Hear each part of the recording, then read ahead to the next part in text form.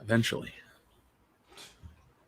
Welcome to World Class Bullshitters, the epitome of pop culture. I'm your host, Jeff Hicks, and with me tonight is the one, the only, Dion Green. Baby, boys and girls, children of all ages, if you learn one thing from me, is just have fun in your entanglements. Ooh. Unlike Jada Pinkett Smith. Up next is the last standing Simone, Big Rig, Nick Utam. No, man, that ain't me. I'm from Buffalo. I think that's a thing. It's a sign of things to come. And finally, American Ramrod, Kendo Slice. Can somebody please tell me what kind of a world do we live in? That's it. I just really want to know what kind of fucking world we live in. A bad one. Have you seen 2020? Jesus Christ. Dude, like I keep telling you, we live in the alternate future. This is 1985B, where Biff is corrupt and powerful and married to your mother. So we got that going for us. So, folks, welcome into episode 229 of World Class Bullshitters. Yes, 229 episodes deep, and we feel like we're just getting started. So, we have a very diverse show tonight. Not the kind you think, just a ton of topics to cover. So, first off, let's do what we always do to start the show, guys, and let's give a shout-out to our newest patrons, which I don't think we actually had any new patrons this week. We do want to give a shout-out to Dr. Coffin Nails. He did join a higher tier. So, Dr. Coffin Nails, thank you very much. Now, always knew it'd be you son of a bitch. So over on Patreon and Subscribestar. Oh, wait, we have Subscribestar. So we do want to give a shout out to our friend Joe Bienowitz, who did join at our top tier. So Joe, thank you very much. We hope you like being over on Subscribestar. So what you folks out there in Radio Land are going to get from us this week, we've already put up the GoldenEye retrospective, which was fun. Kendo and I talk about the game, we talk about the hype of the movie, and then we have a commentary for the movie. And you're probably wondering, where is that at? I believe that comes out tomorrow morning, or maybe it came out this morning. So you could have already listened to it, or I could be a day off and it comes out tomorrow. Either way, it's up, it's preloaded.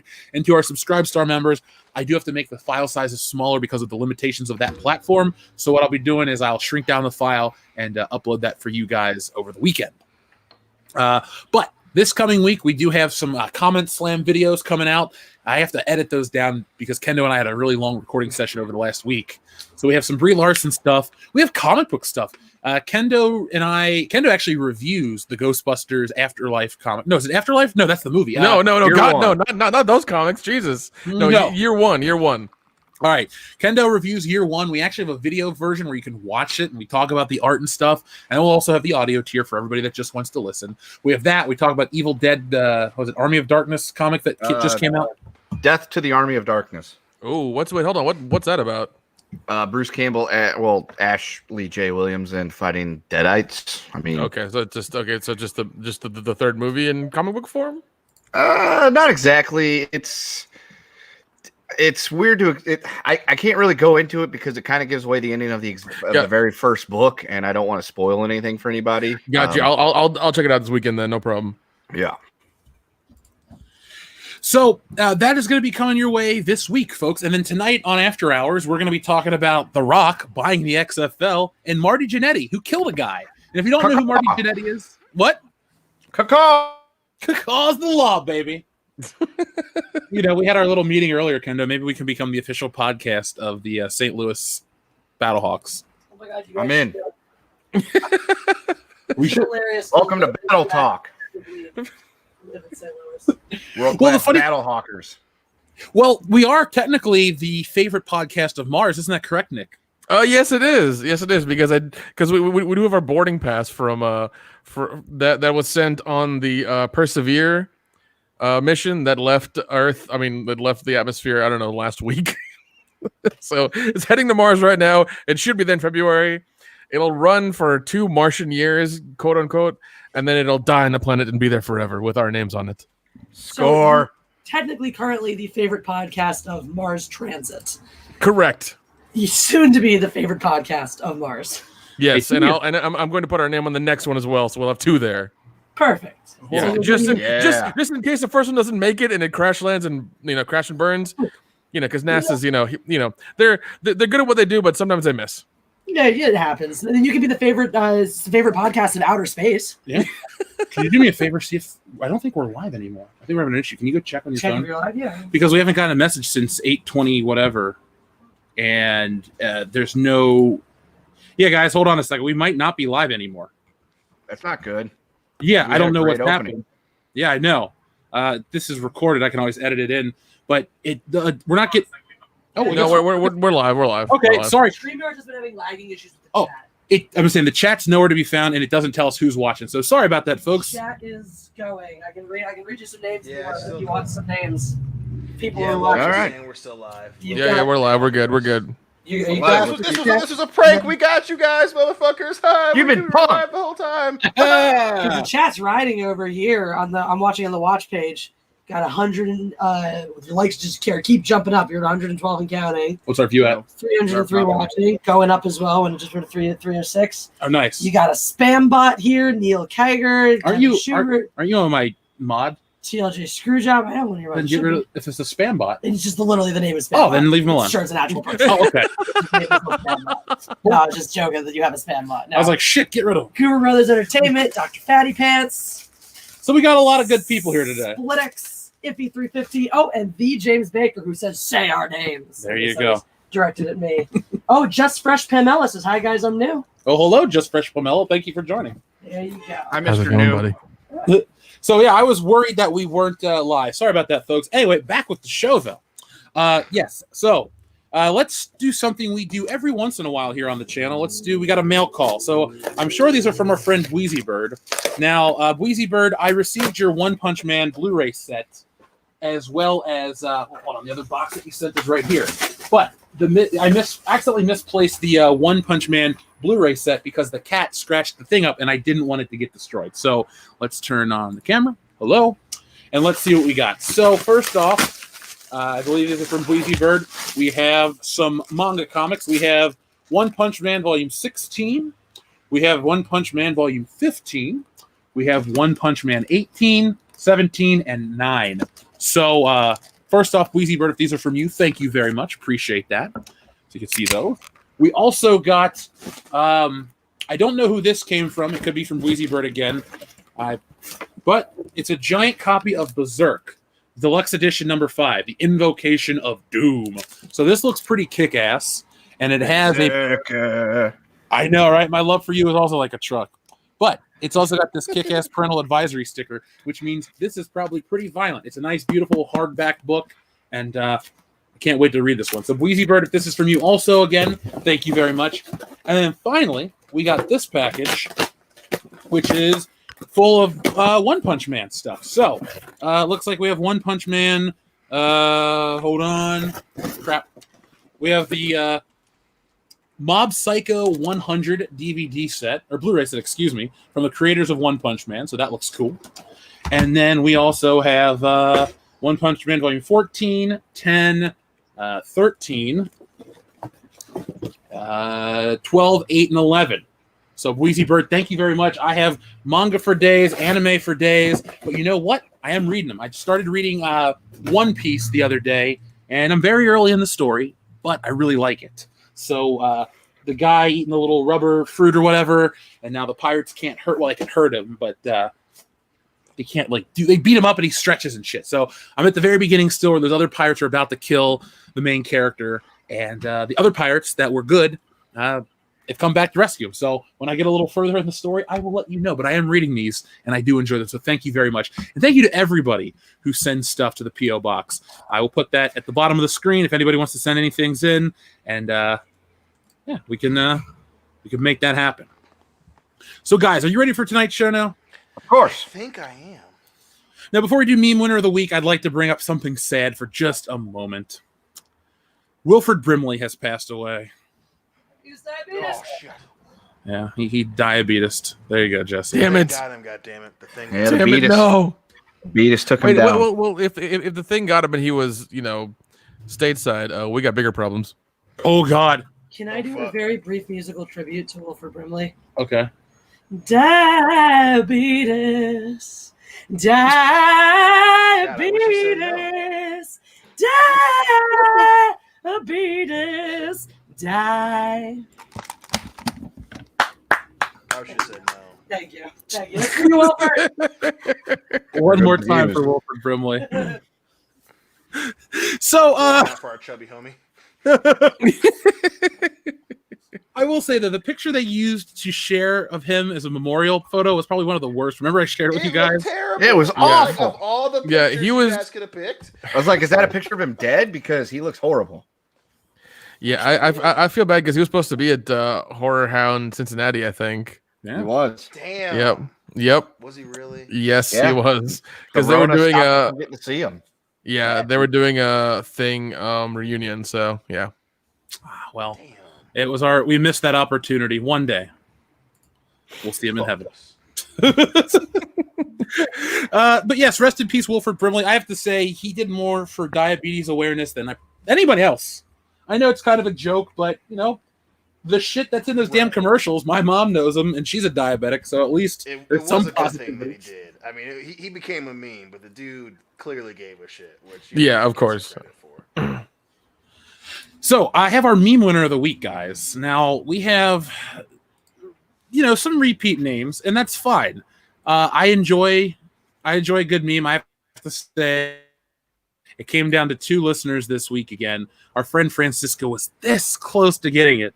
No, sorry, Francisco won. It was our friend Julian that almost won. So here is the meme winner of the week. I'm inevitable, and I'm your host, Jeff Hicks. That one made me laugh so damn hard. Yep, I like that one. That's a good one. That was a really That fucking broke me. I love it. And yeah, folks, do me a favor too. Vote on your favorite memes. This one had a great response. I mean, 96 responses, all likes, thumbs up, and hearts. So I mean, it's a very, very good meme. So Francisco, you won. I think what we'll do, guys, is since I have stickers and stuff that I'm sending out to our patrons, I think I might do like a small meme winner of the week sticker or something to send out. What do you guys think about that? I like that one. Ooh, that'd be good. That'd be good. I know. Great Somebody made one of me as like Quaid from Recall, with Bree being, I guess, Sharon Stone or whatever. That was almost I the winner. did see it. That was. And I was just hilarious. like, holy shit. That It was a good one, dude. It was a good one. No, it was a good one. I really love seeing those. Those things are funny, man. Oh, I do. I love them. Believe me, I think they're so good. But yeah, so folks, just keep sending in your memes. We love them. We look at them. We pay attention to them, and we laugh. And that's all you really have to do to win meme winner of the week is make us laugh. So we have quite a bit to talk about tonight. Some serious, some stupid, but all fun. So first off, Mulan is coming to Disney Plus for $30. Now, Nick, you're our tech guy. We've talked about streaming wars, streaming platforms issues for many, many years. What do you think about this? I'm going to ask everyone what they think about it. What do they think about the $30 price tag, and what do they think about the future of streaming? So, Nick, Now, okay, so now for let me get a few things straight. This is going to be only bought on Disney Plus, correct? You can only buy this movie on Disney Plus for $29.99 plus tax, correct? correct. So okay, it's not on Amazon anywhere else. All right. So you're telling me that I have to pay another $30 on top of the whatever I pay for Disney Plus? Like, it's Yeah. that's such a shitty thing to do. And even then, like when Scoob came out, because I was going to go see Scoob regardless of the disease or the pandemic or whatever. I paid my $20 to watch it on Amazon, and then 3 months later it came to HBO Max, and I watched it 3 more times. I didn't care because I really love that movie. But $20 I think is an okay amount to pay for something like that. But $30 for Mulan, which it seems like nobody really wanted to watch. Plus, it has no music. It has no music and no CG. It's just whole like, it just like the live action movie of it, just not the fun version. And it just seems like it's kind of a honey dick. And I mean, I understand people are like, oh, the family, you can break it down to $30, it's fine, 4 people, whatever. But that doesn't mean anything. These live action remakes that Disney have been doing have just been this double dipping crap of them trying not to, not having an imagination, not doing anything original. And $30 on top of the subscription, I think is a horrible thing to do. And I don't think they're going to succeed. I mean, I don't think it's going to go over well. I really don't. I don't think they're going to make as much money as they think they are.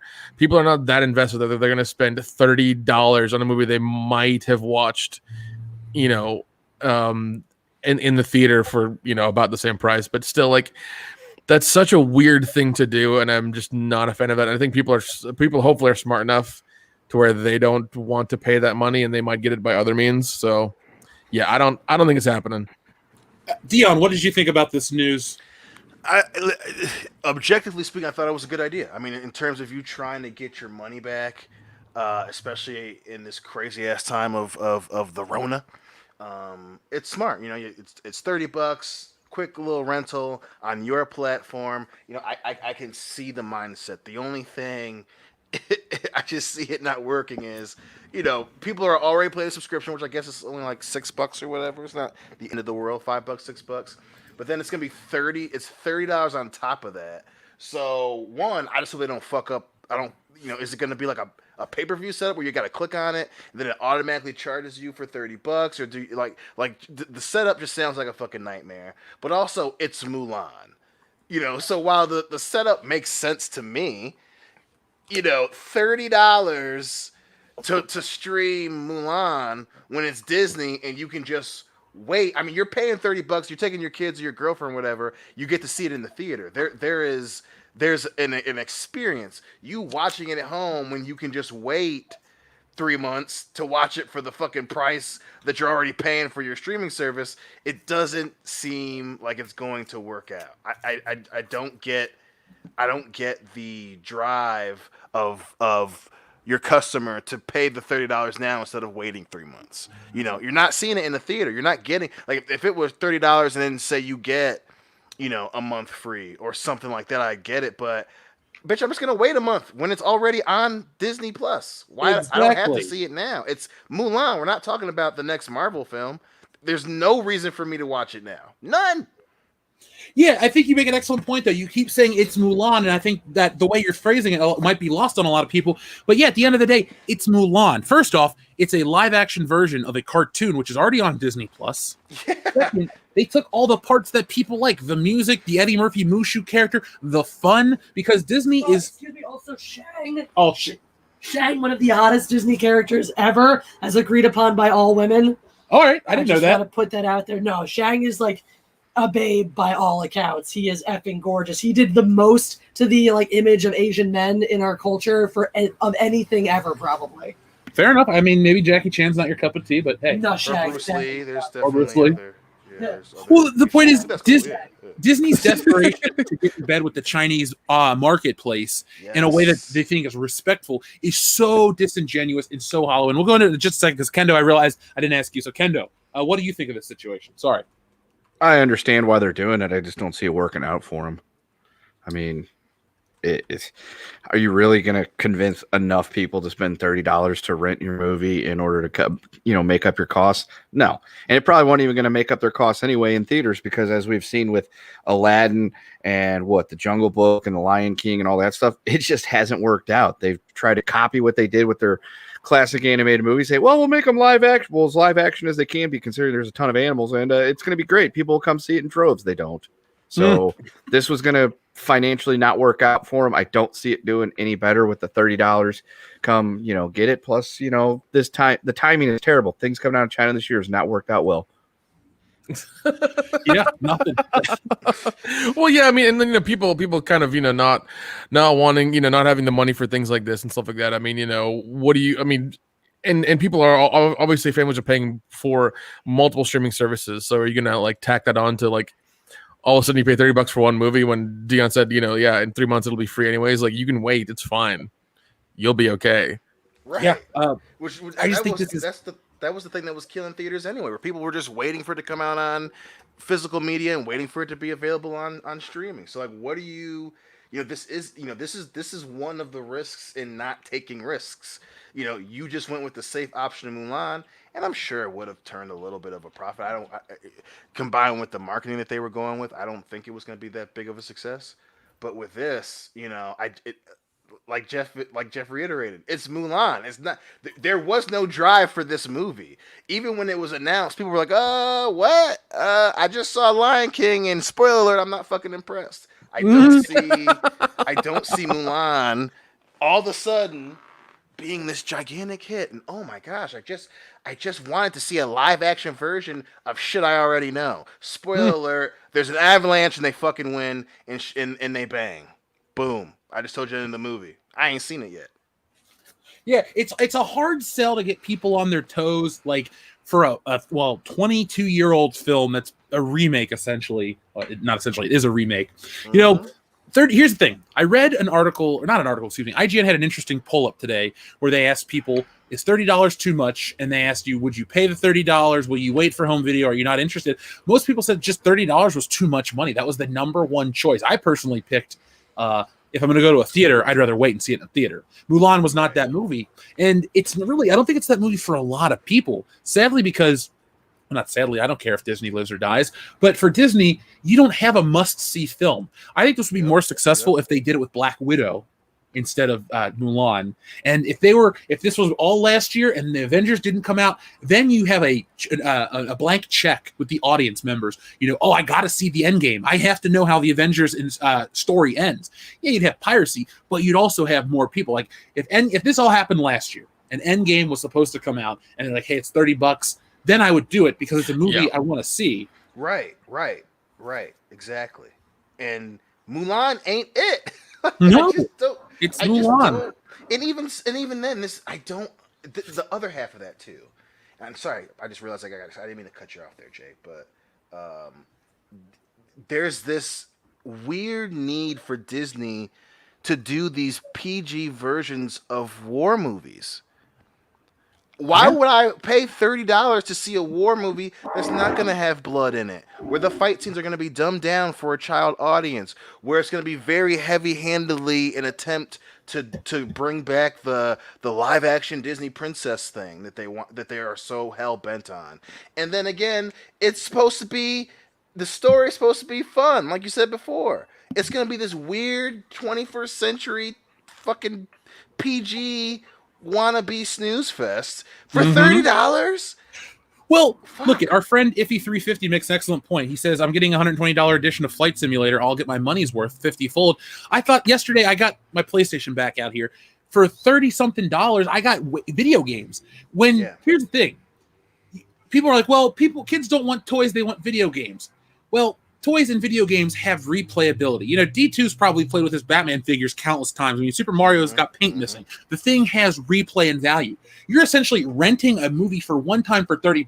For $30, you can get a lot of stuff. I mean, hell, if you spend $30 on a book, you can read that book again and keep getting invested in it. If you watch this movie, it's the same thing, and it's just a small finite thing that's one, overpriced, and two, you don't have any real replay value. It's not Avengers or something, Star Wars or something big that people need to go back and watch again to absorb all this stuff. It's really like we like the movie Dave. It'd be like if Dave came out today and like, Dave's $30 to rent. No one's going to rent Dave. It's just a very basic film, and once you've seen it once, that's kind of it. Yeah, and I mean, okay, so this is only to rent it. You don't get to keep it on your like Disney Plus account or anything to watch over and over again. You just rent it once and that's it. It's a one-time watch deal. Wow, that's worth even less. It's because so what weird. happens is it's going to come to Disney Plus in a couple of weeks after that, and then it's like, why did I ever pay for it? Because it's going to ultimately end up here. They're in such a bad place because they're like, well, it's our future. Disney Plus is our future. Cool. Then it has to be the one-tiered, one-price, $5.99 plan, and your future can't be, well, we're going to have special rental fees and all that shit, because then you become Amazon. And the reason I think Amazon is such a good deal right now is because, yeah, I pay for Prime, so I get my free shipping.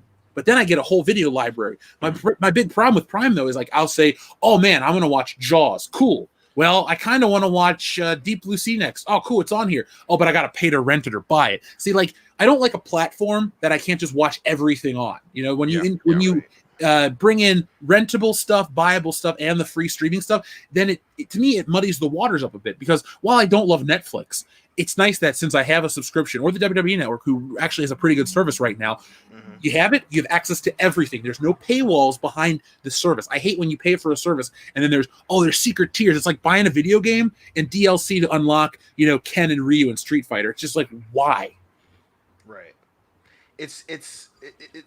And I don't mean to beat this horse into the ground, even though fuck that horse.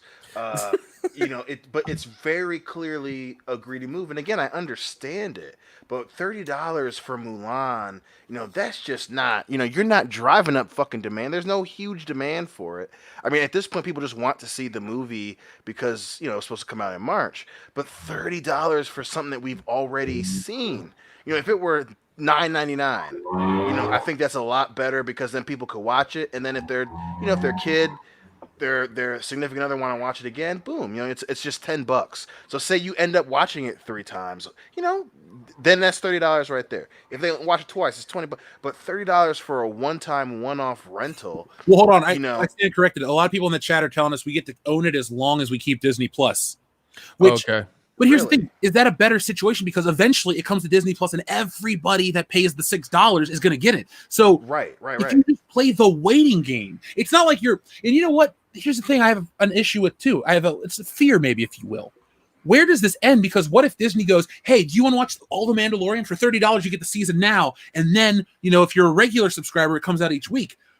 It almost comes off as greedy because it's like it's never enough. It's like our future is this. But it really isn't because you get invested with it, and it's like it's great that you have the Disney content and the Marvel and the Star Wars and now the Fox content, but it's still not enough streaming service to where I'm like invested like forever. I'll keep it. It's not a Netflix or Hulu or something where it's like you're going to eventually get this great stuff coming through. It's we know what you're going to get, and it's all popular stuff that I had on video.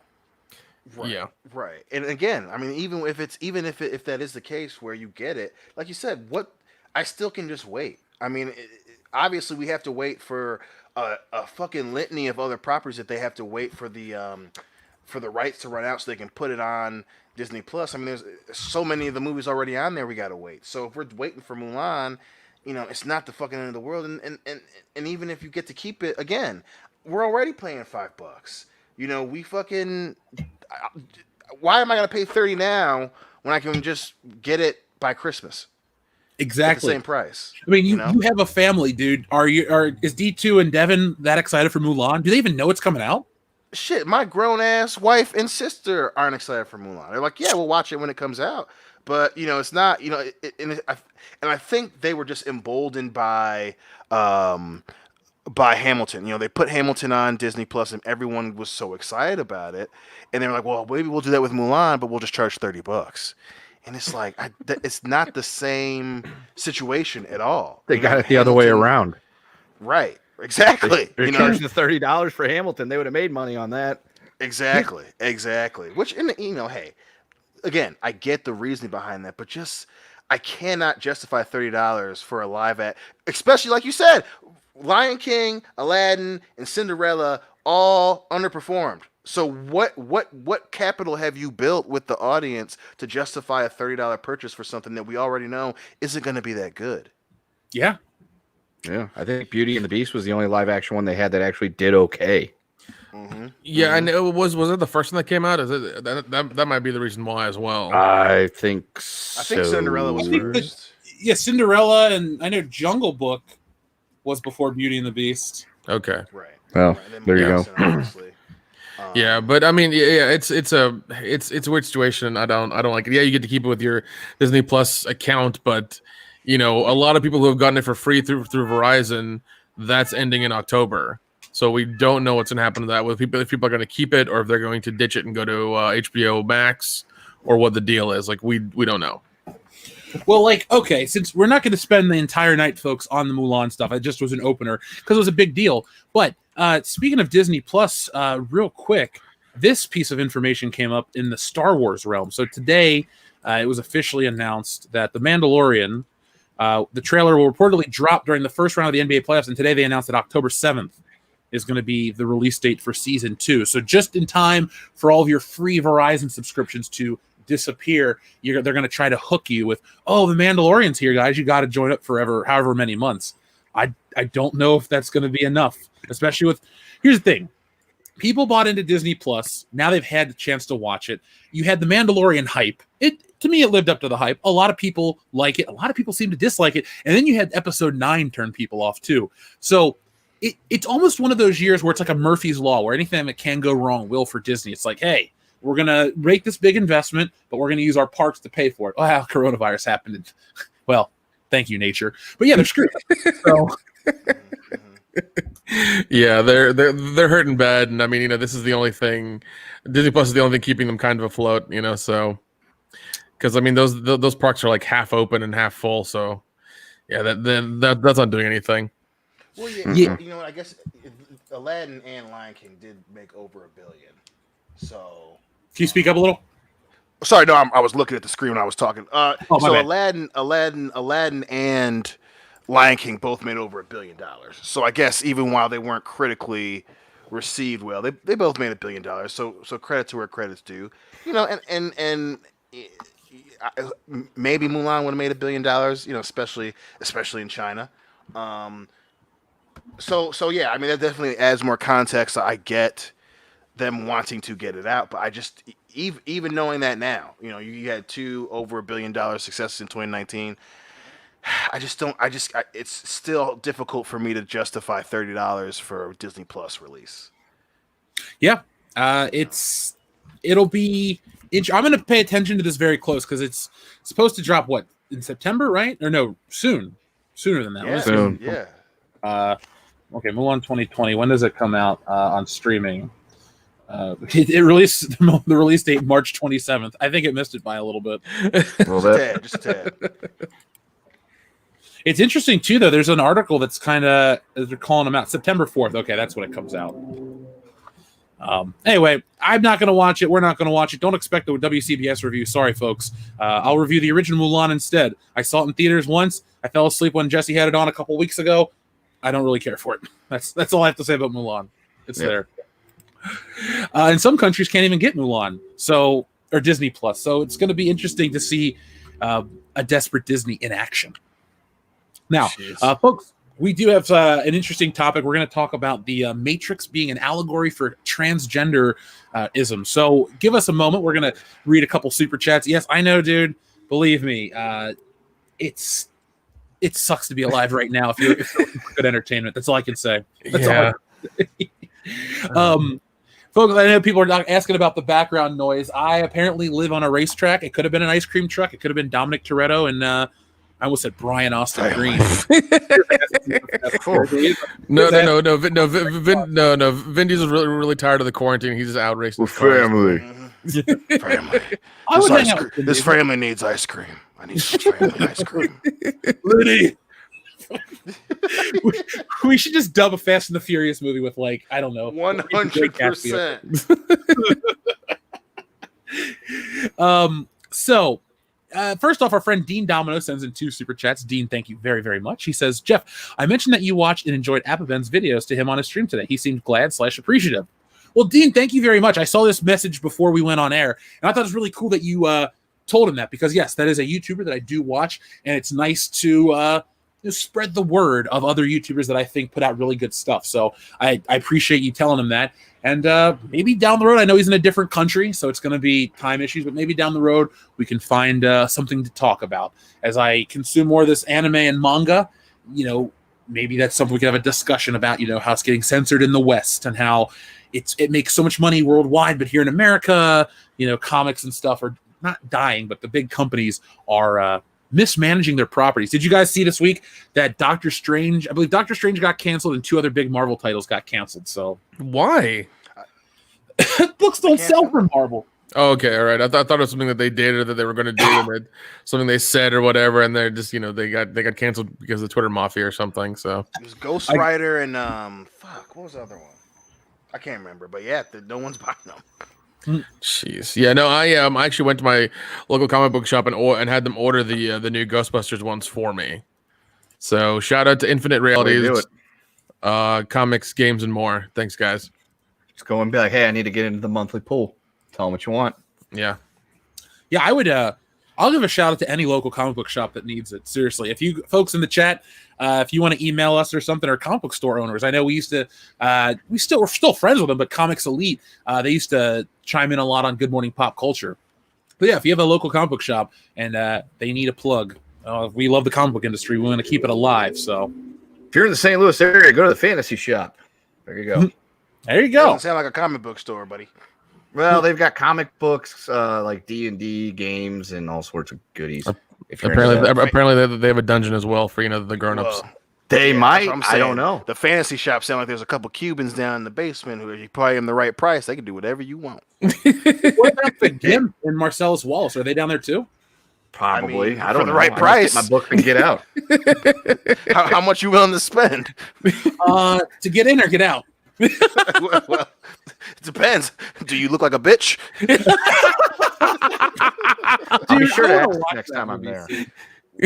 We got to do a show watch of that because that's just that movie. Oh, so quotable, so quotable. Well, remember this Saturday, folks. We have our Beverly Hills Cop live stream. We agreed at what 1 p.m. Eastern, or not 1 Eastern, 1 p.m. Pacific. So I guess it's what 4 o'clock your time, guys. So Yeah. we'll be joined by Tom and maybe Rob from Midnight's Edge. So it's going to be a big crossover stream. We're only going to look at the first two. The third one doesn't exist. Us plus, I would rather do other things with my life, like anything besides watch Beverly Hills Cop 3 right now. So Jesus, Axel Fox. Okie dokie. Oh my god, that damn thing. So yes, that'll be 4 p.m. Eastern Standard Time here on the channel. It'll be a drinking stream. We'll have fun. We always do. So just join us. Also, our friend Dean Domino says, check out the anime The Reflection, superhero anime that looks like an American comic in motion. Also co-produced by the late Stan Lee. Where's my phone? I will take a picture of the screen. It's funny. I have this back catalog of recommendations and things that I own now, thanks to the listeners. And I almost feel like it's a never-ending list. But it's funny how you find, at least me personally, I find inspiration in a lot of this stuff. So some of the panel layouts from One Punch and a couple things I saw gave me a little ideas, or a few ideas. So that'll be fun. All right, then. I know Seamus McFlannery's just doing Beverly Hills Cop in 48 hours marathon of both films. I first read that. I'm like, for 48 hours straight, you want us to watch Beverly Hills Cop? Listen, don't threaten me Damn. with a goddamn good time now, boy. Yeah. Man, I'm willing to give it my best go, but whew.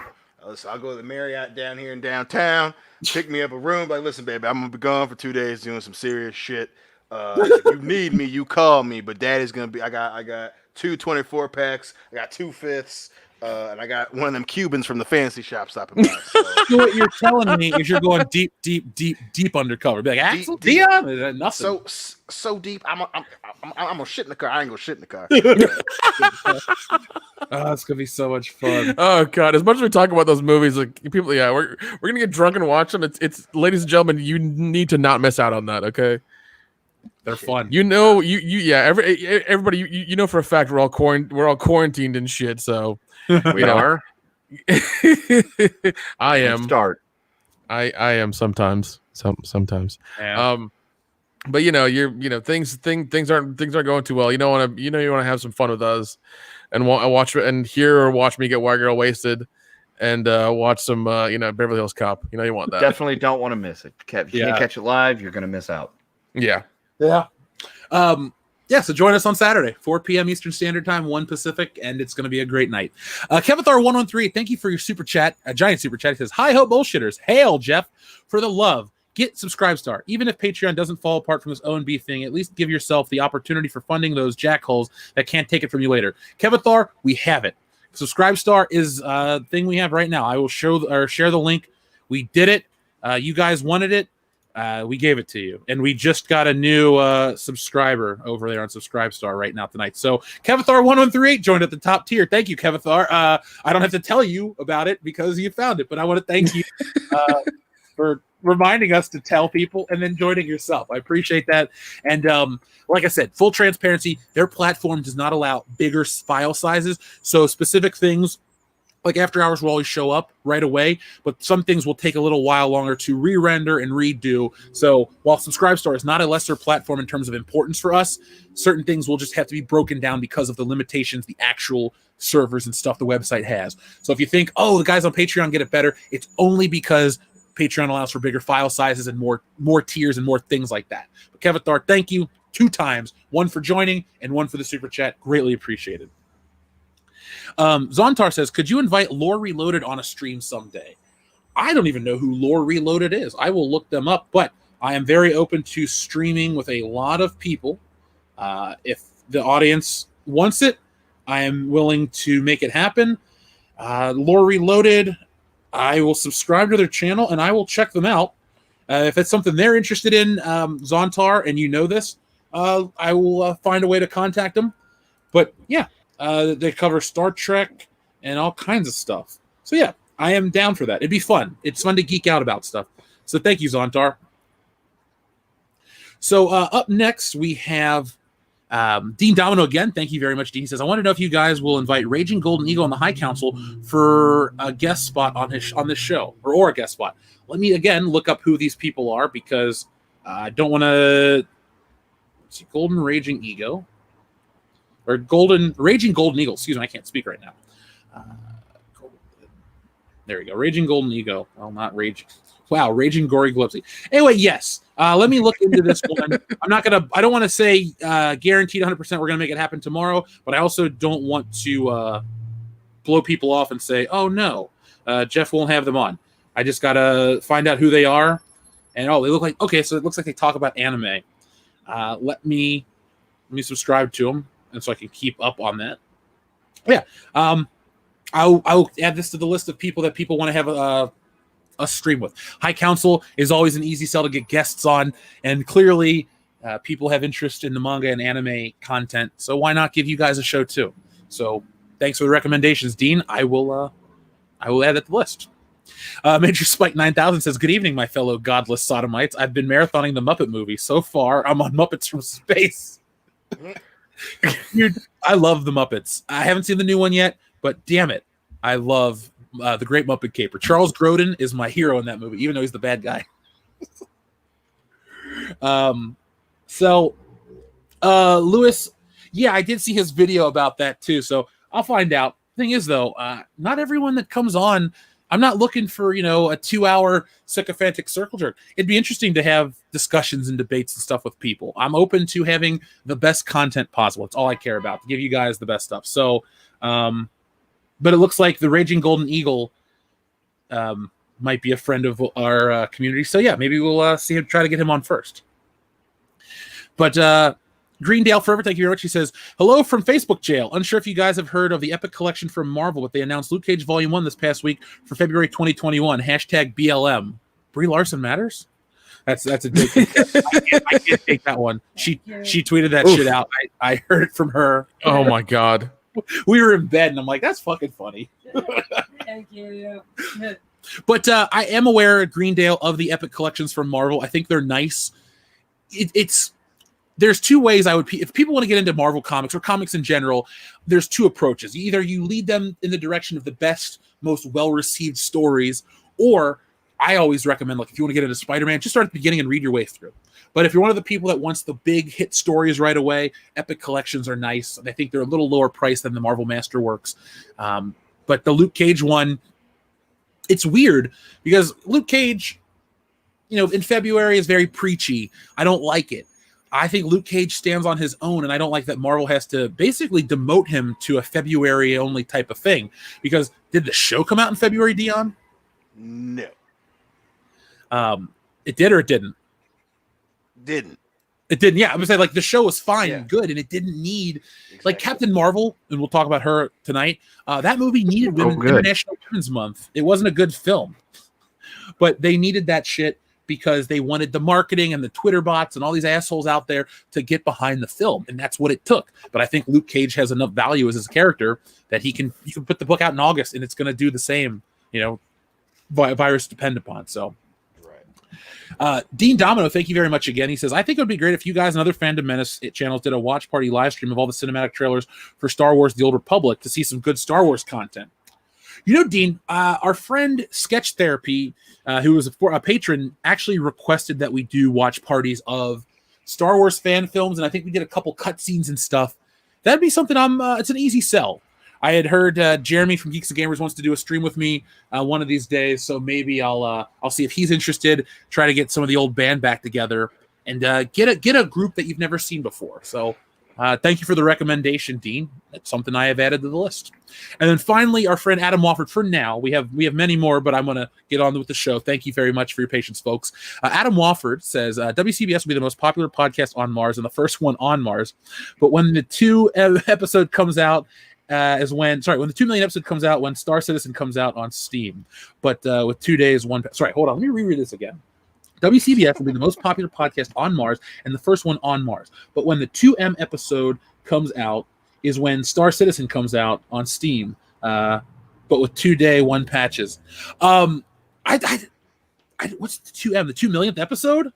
What is Star Citizen? I'm sorry, Adam. I completely missed the whole one right there. I don't like to blow people off and like read it and go, "Oh, thank you." What is Star Citizen? How did I fuck that up? Star Citizen is a video game in development. Oh, I don't know. It's been in development since 2003. So fuck. There you go. Okay, that makes sense. And I was like, what the hell's going on? I'm just like, I'm looking up. Apparently, Star Citizen is now live and what we need to know from Game Rant. Thank you, Adam. Sorry to butcher your super chat. Is Mark Hamill in that game? Oh shit! I think that is Mark Hamill. Oh. Yeah, well, he probably regrets it now. So because it's too late now. It's too late. It's been too long. It's been too long. Oh man. Okay, never mind. This is a hole I could fall down and start reading about it. But it looks kind of cool. It was supposed to come out in 2016, huh? Oh well, it seems like a clusterfuck. But thank you, Adam. I appreciate you. So let's talk about something I don't think anyone here appreciates: co-opting an established thing and turning it into something that it was never meant to be. Now, some argue that Star Wars has had that happen, and I agree, it has. It's been infiltrated.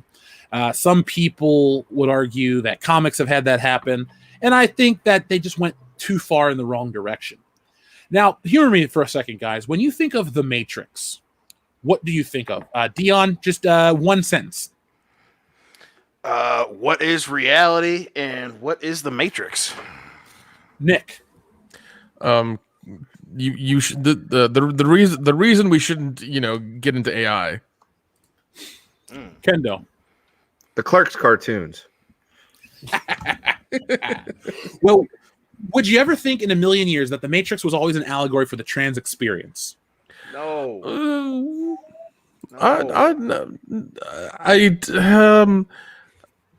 is that? I just don't see that. Yeah, I don't either. The answer is no. Sorry, Yeah. not to cut anyone off, but Yeah. no, it's never been that. Yeah, it seems like they're trying to get a few more rentals and Blu-ray sales from this by making this article.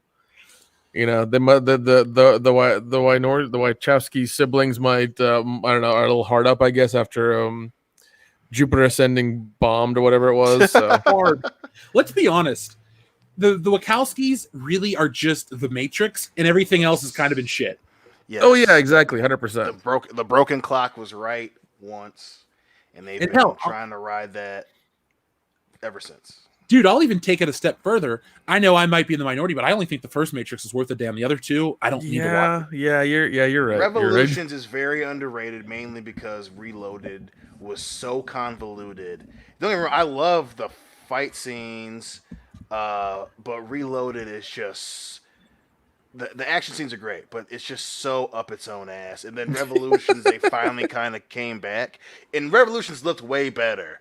But I mean, the first one is definitely the best one. But it's so Revolution is just so underrated. But if you ever want to kill the momentum of your franchise, you do what they did for Reloaded. Yeah, and I love that movie. And you get Jada Pinkett in your movie. So the funny thing is, though, that Hollywood and the Wachowskis think that this is promotional material for the fourth Matrix film that's coming out next year. Like people that work in the industry think this is what the audience is excited about. They think this is what the audience cares about. Now, look, I have no personal issues with the Wachowskis. If you want to change your gender, do whatever. It ain't for me. I'm not going to live my life like that. But you know what? Who am I to tell you how to live your life? Whatever. But I don't think that The Matrix has ever been that. Trying to retroactively go back and make it an allegory for the transgender experience, or trying to make a certain film, Star Wars has always been political to one side and all this shit. I hate when they try to take a pre-existing thing and then whatever is the cool, in quotation marks, because it ain't that cool to everybody out there, but whatever the cool trends are, they try to glom those onto something to become relevant. And in reality, money talks, bullshit walks. Put some good, some mind-blowing, mind-bending experiences on screen. Don't rely on bullet time. Don't try to take us back to 1999. If you have to make a fourth Matrix, tell a good story, and it has to live and die on that. You can't guilt people anymore into these big franchise films. It never works. Did it work for Ghostbusters, guys? Hell no. In the long term, did it really work for Star Wars? Obviously No. So the thing is, The Matrix you are a lesser franchise than Star Wars. It's not going to happen. If the Matrix, basically the fourth one, all it does is sell itself on this crap, it's going to be Birds of Prey. Because all Birds of Prey did is sell itself on feminism and girl power, and nobody went and saw that movie. It was a failure. Yeah. You have to sell an IP on the strength of an IP. If they're going to make a movie about, I don't know, Johnny Quest, you're not going to worry about talking about the Hindi experience. Well, that's the language, but like the experience of Haji. He's a character. He's in the show, but it's about Johnny Quest. Like, don't try to, bait and switch people. Like, oh, we're going to make this movie about this great iconic character. But no. Well, you say that, but the first movie they ever do about Johnny Quest is about him saving Haji and like being part of the family, and then like part 2 will continue with the fucking Johnny Quest bullshit. Like that's what'll happen. Actually, it'd be the other way around, since we're in this new stupid era of entertainment, and Haji would save Johnny Quest. Yeah, that's true. Johnny Quest would just be an idiot white guy, and Haji would be like the smart one. So let me get some quotes from Lily, formerly Larry Wachowski, right? They were Wachowski brothers. That's how they were marketed. Oh my god! Wazowski. You should have just changed your name and rolled with it, Larry. Really? You know what? Like I said, it ain't for me. I'm not here to rip on them, but it's just not my it's not my bag, baby, as Austin Powers would say. But anyway, over the past few years, alternate readings have abounded, suggesting that the 1999, I can't speak right now, science fiction masterpiece The Matrix is an allegory for the transgender experience. Now, Lily Wachowski is one of the film's writers and directors, has officially confirmed that those ideas were intentional. Watch her speak about the corporate world wasn't ready to acknowledge such a connection in the video below, which we will not be watching because YouTube has changed some policies again on us. So Lily is quoted saying, "I'm glad that it has gotten out that the original intention, about the original intention," says Wachowski. Fuck, I didn't want to click on that. I'm trying to stop this video. Why lie? Why lie? Why lie about that? That's what pisses me off about this bullshit. Because, and this is why this is even dumber, right? Because in the beginning, they got fucking sued because they stole the story Eye of the Beholder from a black science fiction writer. Yeah. And then it was a lady, I can't remember the name of her fucking name, but she said that she originally wrote it, and that the Wachowski stole it from her. Right? They copied Neuromancer. Right. And that was a whole thing. Right, so that lady was suing them, saying that they copied from her and then she had talked to him and all that shit. So you have your property is already and again, I don't believe that they stole it from that specific lady, but your franchise has already been stickified. It's already sticky with people fucking taking pot shots at it. So then you wait till fucking 17 fucking years later. And again, listen, you guys transition. I have no idea what that experience is like for a person to go through that. More power to you. That's awesome that you found yourself and you went through that and you're a lot more comfortable. That's great. I'm proud of both of you. That's great. Like I said, I'm with Jeff. It's not my thing, but I'm happy for you. But for you to retroactively go back and then shit on the ending of a franchise that was already honeydicking is just, why are you lying about this? And I get that it's clearly sent to fucking set up the fourth movie. But so now you're going to take advantage of your experience, take advantage of millions of other people who either have gone through that or are struggling with that identity already, and you're using it to sell a fucking movie that's coming out. That's what pisses me off about this shit. How dare you? Shut up. 2020 is a shit year, but the 21st century, people can be who they are. That's awesome. But you using that to sell a movie is fucking disingenuous, and it's a really shitty fucking thing to do. So now that you're emboldened, that you're gonna, I'm so glad that it's coming out, that it's about the transgender community. So now you think that you've armored any criticism going forward about anything you say or do in the next movie, because you can say, hey, I just think it's important that we go out and speak for these people. Then do a different fucking movie, dude. What's the matter with you? And then there's a lot the matter with these people. They have made garbage films for over 20 years. it's just another issue that we run into these days where everybody wants to go back and like rewrite history.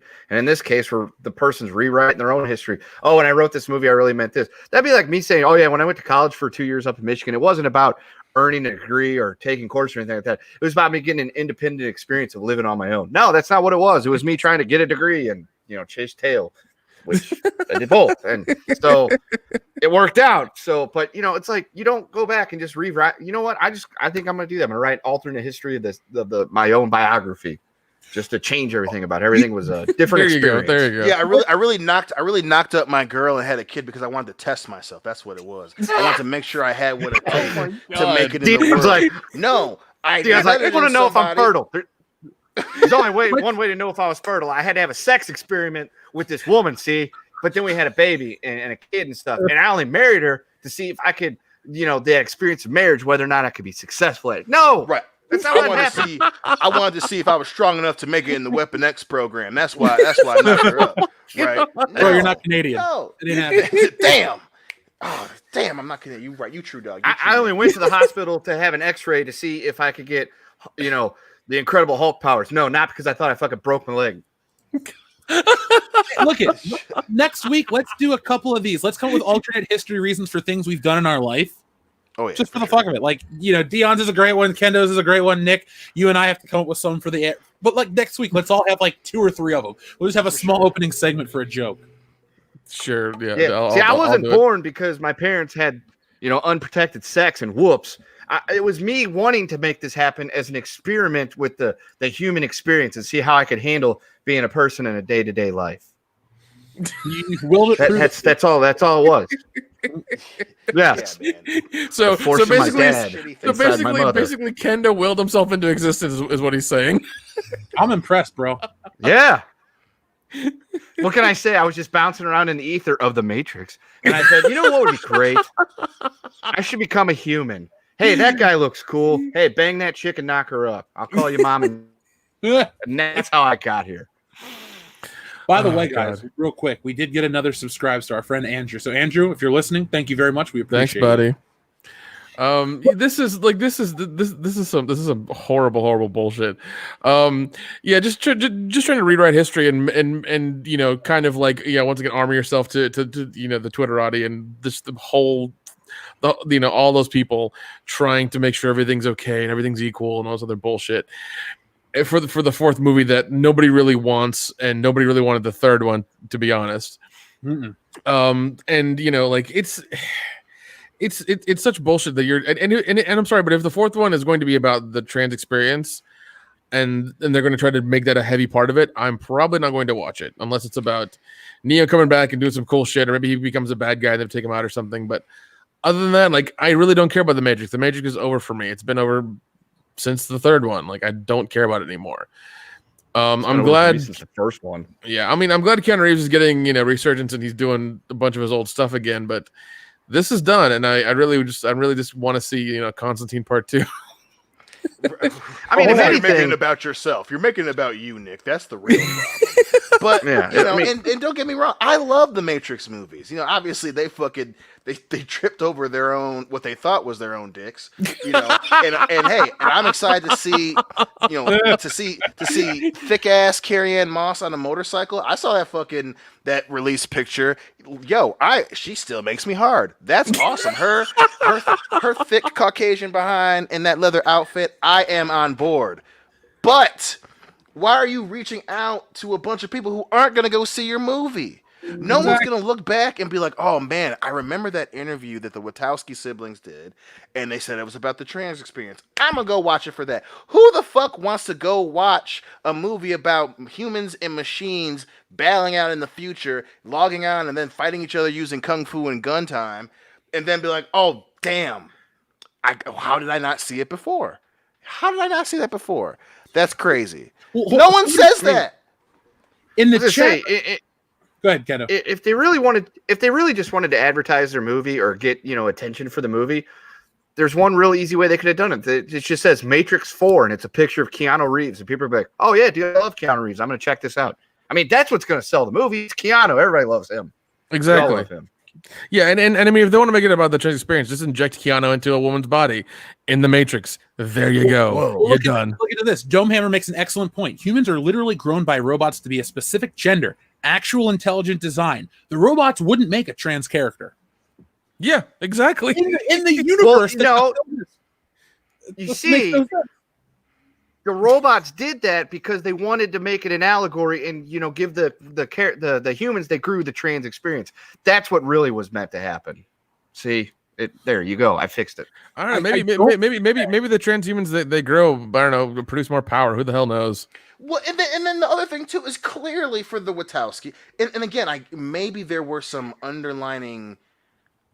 There were definitely underlining sexual tones, especially in the second and third film, right? They ramped that shit up to 11. I mean, especially in the third one, they go back to the club and you literally see this chick with her titties hanging out, and the other girl is just wrenching on her nipple. And listen, I'm all for that. I rewind that part back 4 or 5 times whenever I watch the third one. I love that part. But clearly, you guys. You folks, excuse me. I ain't trying to start no shit with Towski. You two clearly. Thank you, Jeff. You got it. Yeah, clearly, you two wanted to fuck, and the later half of that series was about fucking. Don't tell me you made an orgy scene because I really wanted people to understand and experience their sexuality, and if they decide to, no, you were saying, yo, fucking is okay. I'm okay with that. You had a really intense sex scene between Keanu Reeves and Carrie-Anne Moss. Again, It's Carrie-Anne Moss. I get it. I'm all for wanting to grab on that too. But again, it was about fucking. And then you go to the third one. The whole point of them going to save Neo, and it's just a club where the fucking Merovingian and a bunch of programs are fucking each other. It's about if you were to go back and say, hey, we wanted to make sexuality a backdrop, I'd have been like, you know what? Okay, I can see that. But to jump, not just in left field, to jump over the fucking fence, run across the parking lot, and then just start dry humping someone's pickup truck in the goddamn big boy parking lot, and then try to tell me that it's about trans people. I'm like, come on. Don't con a fucking con man. You can't bullshit. That sounds more like Lando Part 2 dry humping the pickup truck. Well, I mean, they're coming out with that movie too, so don't be surprised if that's a whole sex scene with him and some other robot named Lucy. He's just fucking hammering away on the tailpipe. No pun intended. Actually, no pun. Very much intended. Well, you brought up the lady in the third one. I say that in the second one, Monica Bellucci. I mean, she doesn't even have underwear on in that movie. You can literally see through her. You can see her bush in her dress the whole movie. You're like, what is this? It's awesome. Her rack in the third one, she's wearing red with the Monica. What are you doing right now? Are you single? Yeah, there you go. I will leave my wife for you tonight. Oh my god! Whoa! You heard the lawyer on the phone. Yeah. She's got to save Dion's no, property. babe, I didn't mean it. No. I just have a question. What do you love more, Carrie-Anne Moss or Dark Fate? Oh, fuck you. Hey, you everyone can't else choose. Don't make him do that. I made it happen. Yeah, but so the Mary Sue has a terrible take, like they always do. So, wow, Princess Weeks is the author's name. Cool. I am King Jeff. So when it comes to transgender, if you do it in a proper way, it's Weak Princess. Yeah. I just, I don't really have the desire to rail on people that, but I just don't agree that this was always the thing. I think it clearly wasn't. That's the thing that pisses me off. And you can't come up with these mental gymnastics to try to convince me otherwise. I just don't believe it. Here's the thing. I was there for The Matrix when it came out. I saw it on video as soon as it hit that summer. Well, I saw it in 2000. So, yeah, I saw it very early on in its life cycle. We were all there. We saw the references, the jokes. It's about reality. What is reality? And Mr. Anderson, is stuck in that corporate life, and he takes the pill. People in the chat said, well, estrogen pills are red. Who the hell knew that in 1999? The small percentage of people that were taking them. Again, in the chat, people were making this discussion or making this comment. It's never been the thing. It's like, I'm waiting for George Lucas to come out. No, Stan Lee. It'd be like if Stan Lee, a couple of years ago before he passed away, was like, did you know Spider-Man was always about the Jewish immigration story? And I would say, no, but Superman is. And you go, no, Spider-Man. And then he makes up some bullshit. He lives in New York. There's a lot of Jewish people in New York. It's like, okay, Stan, you're one of them. You would know. And I'm just like, but I still don't buy it. You know, Superman has the Moses story behind it. Other characters have the Christ allegory behind it. I think that's where Superman, they mess up on film. They try to use the Christ allegory for Superman, and it's really the Moses story because he's created by two Jewish guys who don't believe in Jesus. So it's just Hollywood drifting out on the story completely. And all of these things are going to be, they're always misinterpreted intentionally almost. You know, like Domehammer says, they're not relevant. They're just trying to get attention. That's what this is, folks. And it just goes to show you there are no bounds to Hollywood stupidity. There are no bounds to any of this crap. They're always looking exploit. Yes, thank you, Kendo. They're looking for people to exploit. They don't protect. There's no protected class by these people in Hollywood. They want to make money off them because it's the cool thing. Remember the black guy from The Unbreakable Kimmy Schmidt? He was in all those commercials because he was the it thing for a minute. Now he's just doing nothing. So, I mean, they just get behind things. They exploit people. They want to do stuff, make it cool. Oh, we're always, we always stand with this community. We always have, we always will. If you do it all the time. You clearly haven't. So shut up. And obviously the thing too is this is obviously very much a mirror of J.K. Rowling and the shit she's pulling with Harry Potter, right? You know, this idea that Dumbledore was always gay. Like, what the fuck are you talking about? and then they come out with the Griswold movies and they that was supposed to be a little nod to that maybe they were together. Like, if someone does something, they create something, they give it to the world. And in that moment, they didn't have the fucking balls to put it in there from the fucking beginning. Them going back is trying to save face. And it's disingenuous and it's insulting. If it meant that much to her to make fucking Dumbledore gay, she would have fucking did it. But she didn't. But she's trying to feed her bullshit to a group of people who maybe they do deserve a powerful gay character. I don't know. I mean, I don't have the answers to all this shit. But to retroactively be like, hey guys, I did this for you. See, I did this for you. That's bullshit, and it's insulting, and it's no different here with the fucking Wachowski siblings. Maybe when they were writing it, they put little stuff in there with how they were feeling when they were with the Wachowski brothers. I don't know. That's very possible. But for you to wait 17 years and then go, oh, I'm so glad it came out, when you didn't have the gall to say that in 2005, 2010. 2012, but you do it now when it's popular. That's fucking insulting. I mean, that's something you should really be ashamed of yourself for. All of a sudden, you want to stick up for the trans community. You didn't have the goal to do it before. You at one point you were the famous people that were transitioning. Why not say it then? But you conveniently wait until you're talking about your fourth movie coming out. Well, it's funny how. Wait, hold on. By the way, the Star Wars original trilogy is about making incest okay. Just so you know. Obviously. Duh. Yeah, just everybody's aware. I mean, you could use a good kiss. We got that sis. back then. Yeah. James Bond is about wanton spreading of STDs. So Yeah, exactly. Yeah. Shooting people unnecessarily and spreading STDs. That's James Bond. James Bond is propaganda for the NRA. No. British secret agent. I do want to buy a Walter PPK. I do. Try that for my cold dead hands, jabroni. Damn. Yeah, we won't get into that because that's a whole nother can of worms. But I saw that today and I was like, oh, okay, the world is falling apart. But anyway, I digress. I've been seeing a lot though in the chat tonight. People are telling me about how The Matrix has been ripping off stuff, that first movie. Now, I did pull up a little thing just for the hell of it. It says this is from just like a forum, so it's not any validity, and it comes from March of 2013. But this guy says, I almost finished reading the book Necromancer, and I'm a hardcore fan of the movie The Matrix, but now I realize that The Matrix is just a huge ripoff of Neuromancer. The storylines are very different, but The Matrix borrows a lot of ideas from Neuromancer, like the idea of a network that you can jack your brain into called The Matrix. Not only that, but the character Trinity from The Matrix is almost identical to a character Molly or Razor Girl from Neuromancer. Also in The Matrix, there's a place called Zion where the non-captured people live, and the two black guys in The Matrix are from there. And Neuromancer, they go to a spaceship called Zion, which is inhabited by Rastafarians, and one of them is to assist the main character by piloting the space yacht. I just thought I'd share this here because I'm sure a lot of you are nerdy enough to have read this book. So I believe our friend Phil Arcona brought that up as well. From a place called Zion, where the two black guys are from. Yeah, that's how you break down a movie, right? Oh my god, that's the greatest way to describe that. Hey man, where did they go in the Matrix? Well, they talk about, they don't show it in the first one, but it's called Zion, and the two black dudes are from there. Yeah, Yeah, man, I'm from Zion, bro. Shit, man, me too.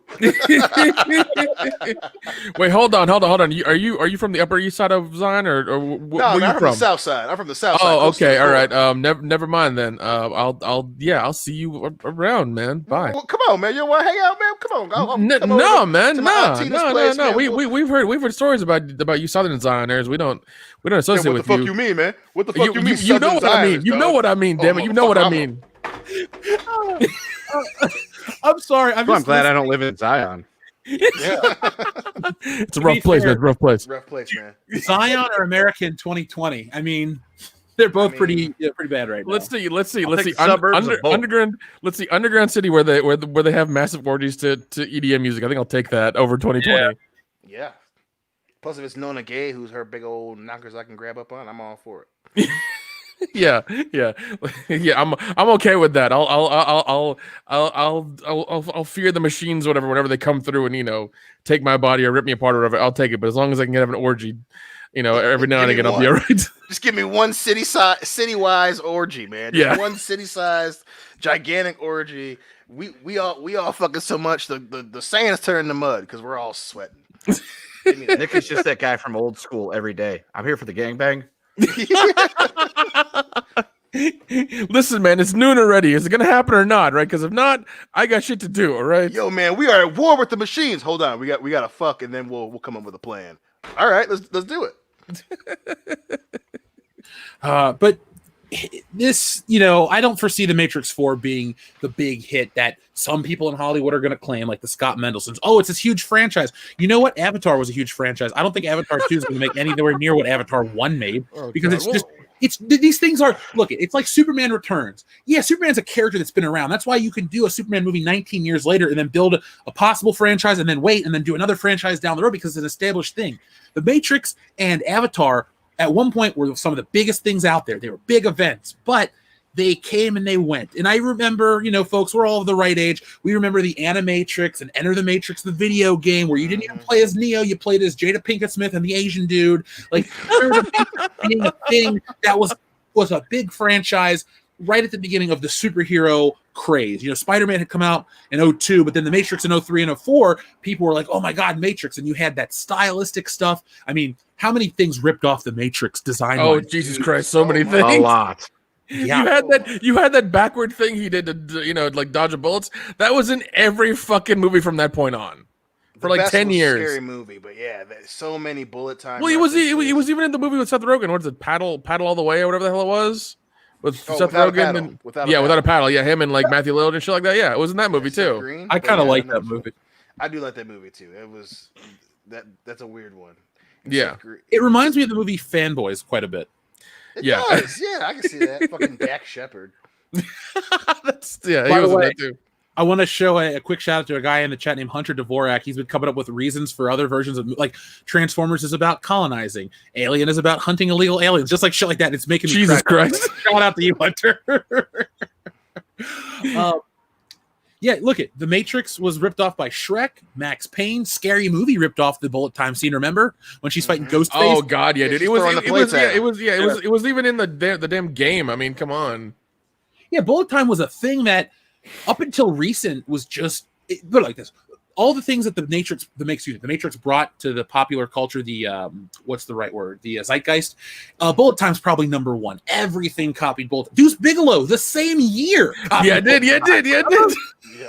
Yeah. Copy Bullet Yes, Time. it did. Because that hooker was throwing shit at him and he fucking leaned back. I was like, yep. What was that? Where was the Kung Pao when he's fighting the God cow? damn it. And it shoots milk at him and he fucking does the Bullet Time shit. Mm. Dude, Kung Pao Enter the Fist is a terrible movie that I will watch when drunk. Bad. It is so fucking bad, but I love it.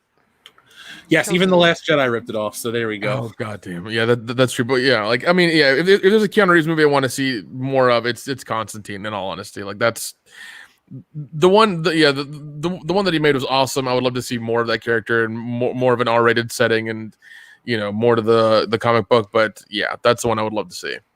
Well, I have good news and bad news. They haven't announced anything new with Constantine, but today they did announce that John Wick 5 is coming out. It's being shot at the same time as number 4. So, thank God. I saw that.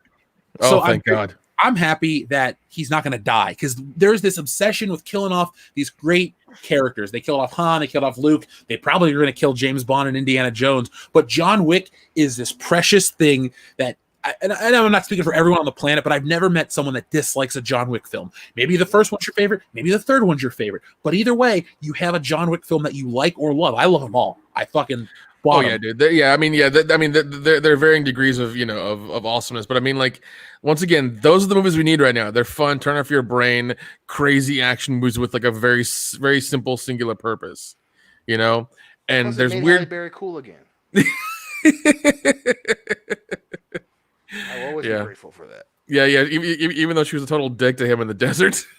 Oh, Halle Berry? Yeah. Yeah. Well, he fucked up her life, so I mean, apparently he kind of deserved it. But Yeah. I'm not gonna Dogs lie. were If cool, I was though. they were cool as shit. And if I was in the desert and Halle Berry took my water and put it in her mouth and spat it back in the fucking bottle and gave it to me, I'd be like, "Fuck you, Halle. I'm into that shit." Well, I don't kink shame, even if that's your kink, bro. So. Dude, fan meetups are gonna be weird now, Dion.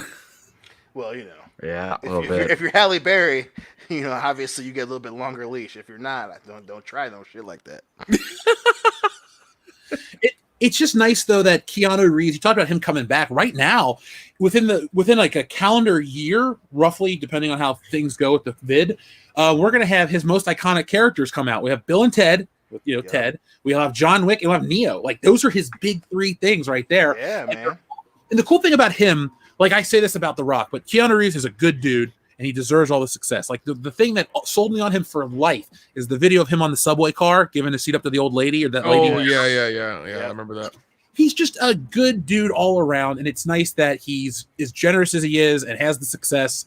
And the only thing that sucks is that John Wick figure that came out, Dion. Apparently, the face is ugly. Well, you've seen the pictures of it. You got one coming. I let my order. No, mine. Is that the Mafix one? Yesterday.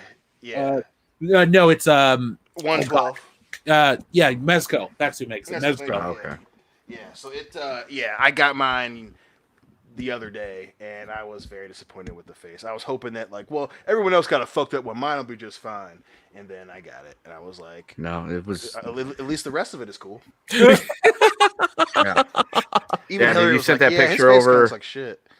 Yeah, you sent that picture over. I'm like, he looks like he is just completely just broken and tired. Yeah. John quit. Oh God, I don't know. I'm happy about more John Wick because I love those movies. Those are so much fun. Oh, hell yeah, dude. Hell yeah. But The Matrix, no, I don't believe it was a transgender thing whatsoever. And I'm not going to buy into that now. Like I said, I have no issues with the way the Wachowskis, whatever, want to live their life. But it's not for me. And I refuse your reality and substitute my own for The Matrix. The reality we actually have the whole time. Yeah. So let's see what some of the audience is saying. And then up next, guys, we're going to be talking about Zoe Saldana not being black enough to play a black character. I'm sorry, what? Exactly. You heard me right the first time. And don't worry, if you're looking for content about black women, well, we're going to be talking about the new Captain Marvel director as well. She's fine enough to play whatever character she wants. Yeah, she is. She could be green. She could be black. She could be orange. I don't care. She could play Starfire. She could do anything. Zoe Saldana. Funnily enough, though, her movie Columbiana sucked ass, and I'll never watch it again. But Oh, God. It was not good. It was not good. Dude, I paid to see that shit in theaters. I'm sorry, dude.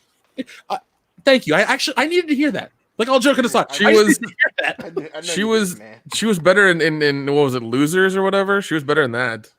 Yeah. Even though I didn't like that movie, she was better in that. Yeah, it was- too. It was. Well, her and Chris Evans were in that together. That's Shit, right. yeah. They hadn't. And fucking John Winchester. That movie was just a Oh, yeah. strikeout for everyone. Idris Elba's in it. Yep.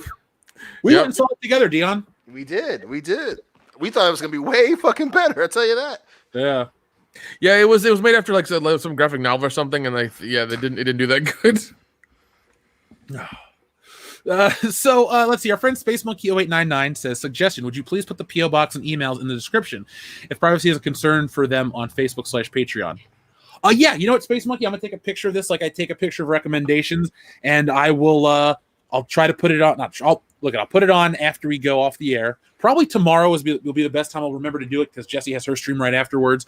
And by the way, folks, it is a Thirsty Thursday drinking stream on Mindless Entertainment, so you can watch us drink, have fun, play the game, and get prepared for Saturday, because I've been, we went on our anniversary trip. We only drank a little bit of wine. I've been preparing my kidneys and my liver for what's about to go down. So it's going to be interesting. It's going to be fun, but I'm going to share the link right now. And where'd it go? And remember, if you go to the profile or our bio of our social media, Twitter, Instagram, Facebook, we do have all links there, which will have a bunch of our links on there, including our email, subscribe star, Patreon, Twitter, Instagram. Everything is on there, even where you can go listen to the podcast later in case you missed it now. Spotify, Apple Podcasts, Google Play, Podbean, everything like that. So all those links are there. Go check it out. We are everywhere you want us to be. Yep. Oh, we're MasterCard. Yeah. Let me add this link right here. But boom. While you're doing that, I'll just point out that Ghostbusters really was not about busting ghosts. It was really an allegory about white people subjugating others.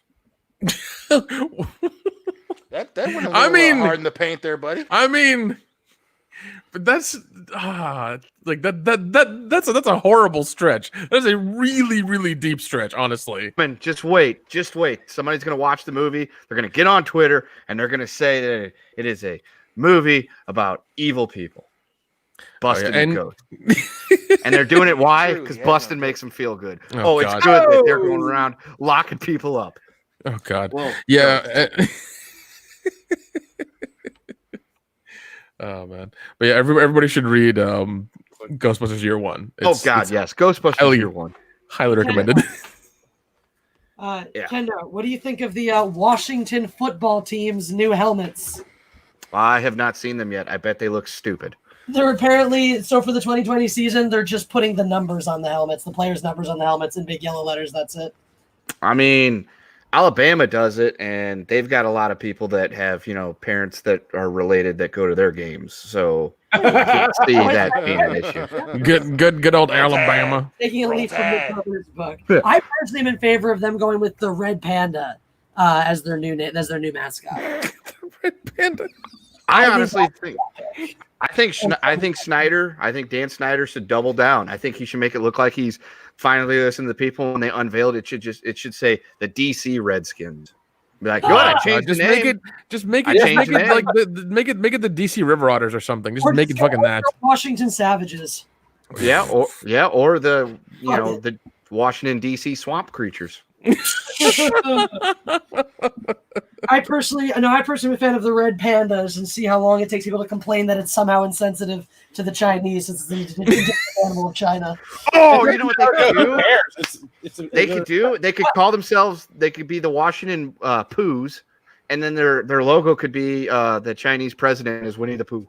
Yeah, that's right. I said that. Go ahead and ban me in China. I don't want to go there anyway. The Washington Reds and put the communist logo on their helmets. There's already the Cincinnati Reds, so that'll work too. Yeah.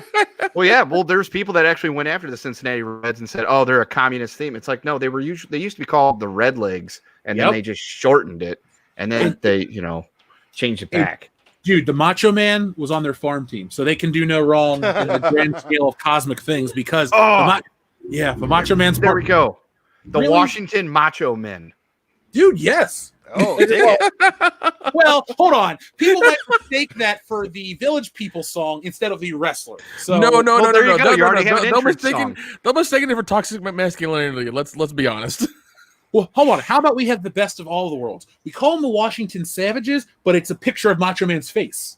Yes. Done. And they come out to Pomp and Circumstance every week. Of course. And then Vince sues them, but then he realizes he's a big fan of the Redskins because that's his favorite team. And then he just comes up with a business deal to say, okay, I'll let you do that. And then they're going to like, Vince, you don't actually own the rights to that song. And he'll be like, I do what I want, damn it. Poor Vince. Well, he's not poor, but by the way, for those in the chat, somebody asked me about my thoughts on Review Tech USA. I used to watch those videos all the time. I don't have any issues with the dude that runs it. It's one of those things where it's like I'm watching other stuff for years. But yeah, I used to watch his videos quite a bit because they were always interesting in terms of their you get a little bit of the controversy, the drama.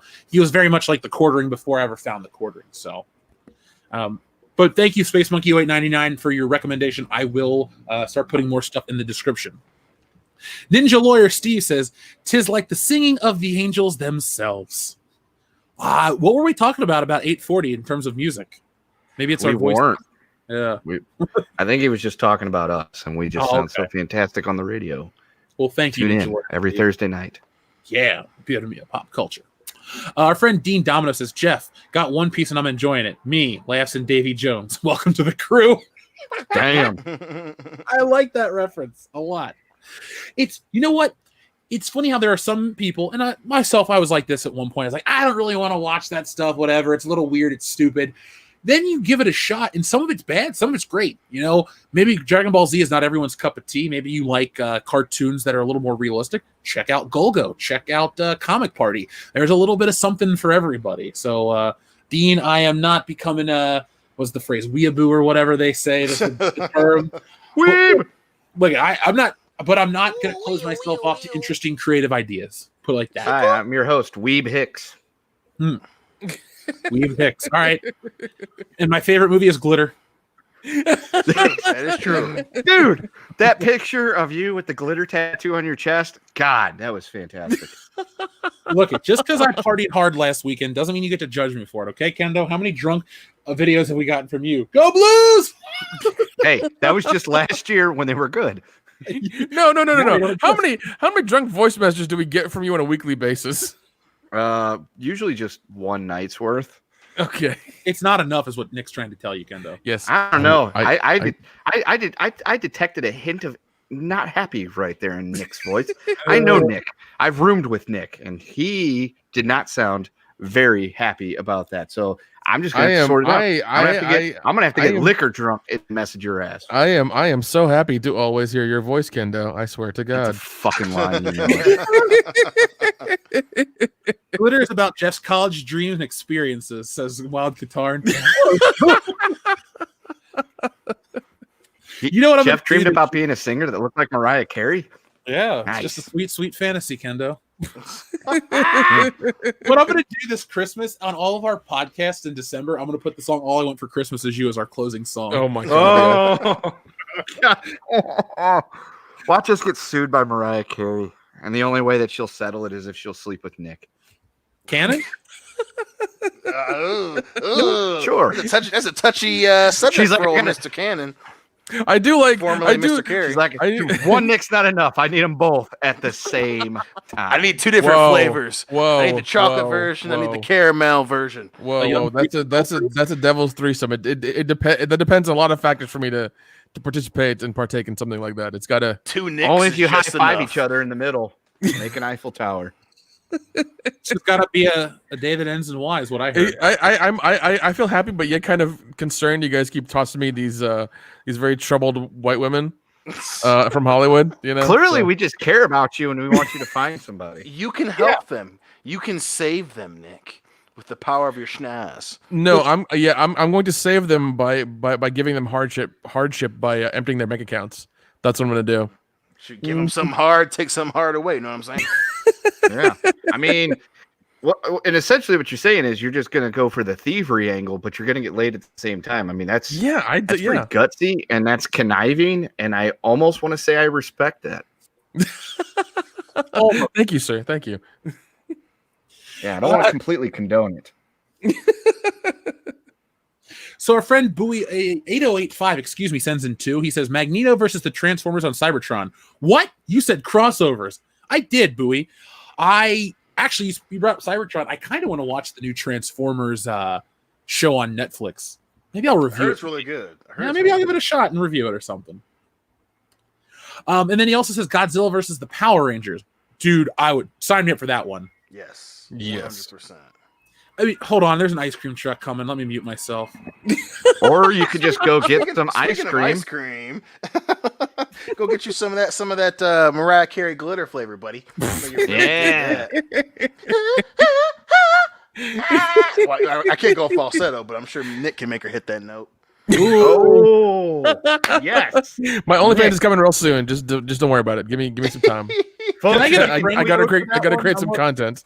folks, just go ahead and tweet Mariah Carey and just tag Nick and all those at Last Standing WCBS and let her know that Yeah, he's so I hot to can- trot if she is. so I can tag her later. Yeah. Ooh, boom. But Bowie, real quick to answer your question about Magneto versus Transformers on Cybertron, I think Magneto would win. He could take Asteroid M there, and he could just they're all metal, so why not? I mean, you could put them together, fuse them together, and I guess his magnetic blast would. Well, because normally he flies around using the Earth's magnetic poles or whatever. So I wonder how. Wait, but he can fly in space. Fuck, he'll win. Screw it. Win. Listen. There's enough space junk in space for him to like leapfrog through, for a really long time. It's fine. You know why Sorry, he would also win? Because he will look at Transformers as other versions of Sentinels. He'll get triggered and he'll just wipe them all out. Yeah, he'll have a World War II flashback. Yay! Just what he needs.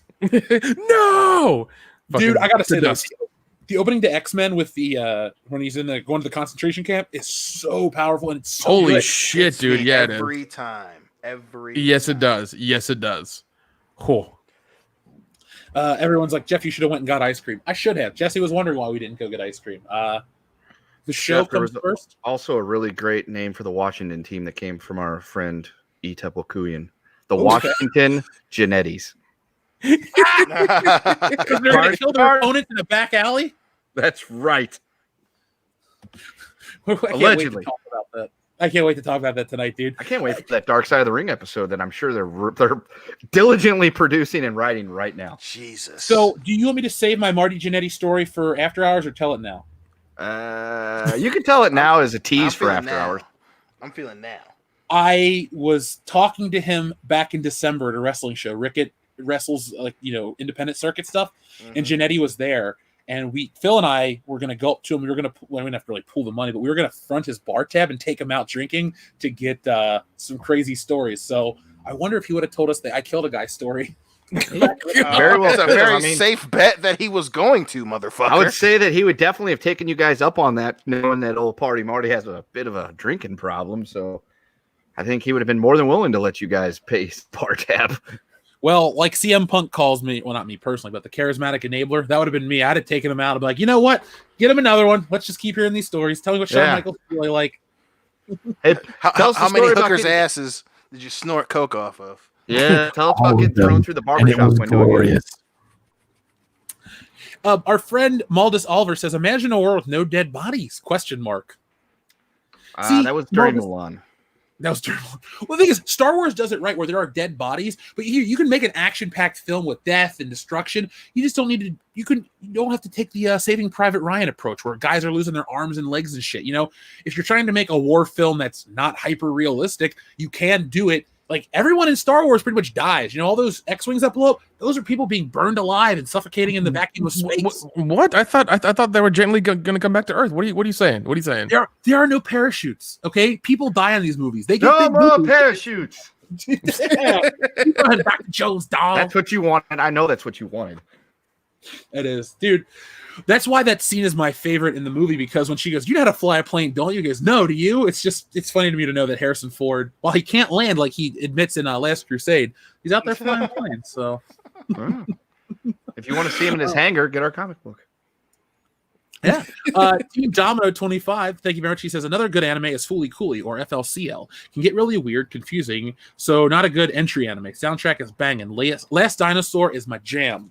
I am aware of Fooly Cooly, Dean Domino. Again, I do take a picture of everything, so let me do that right now.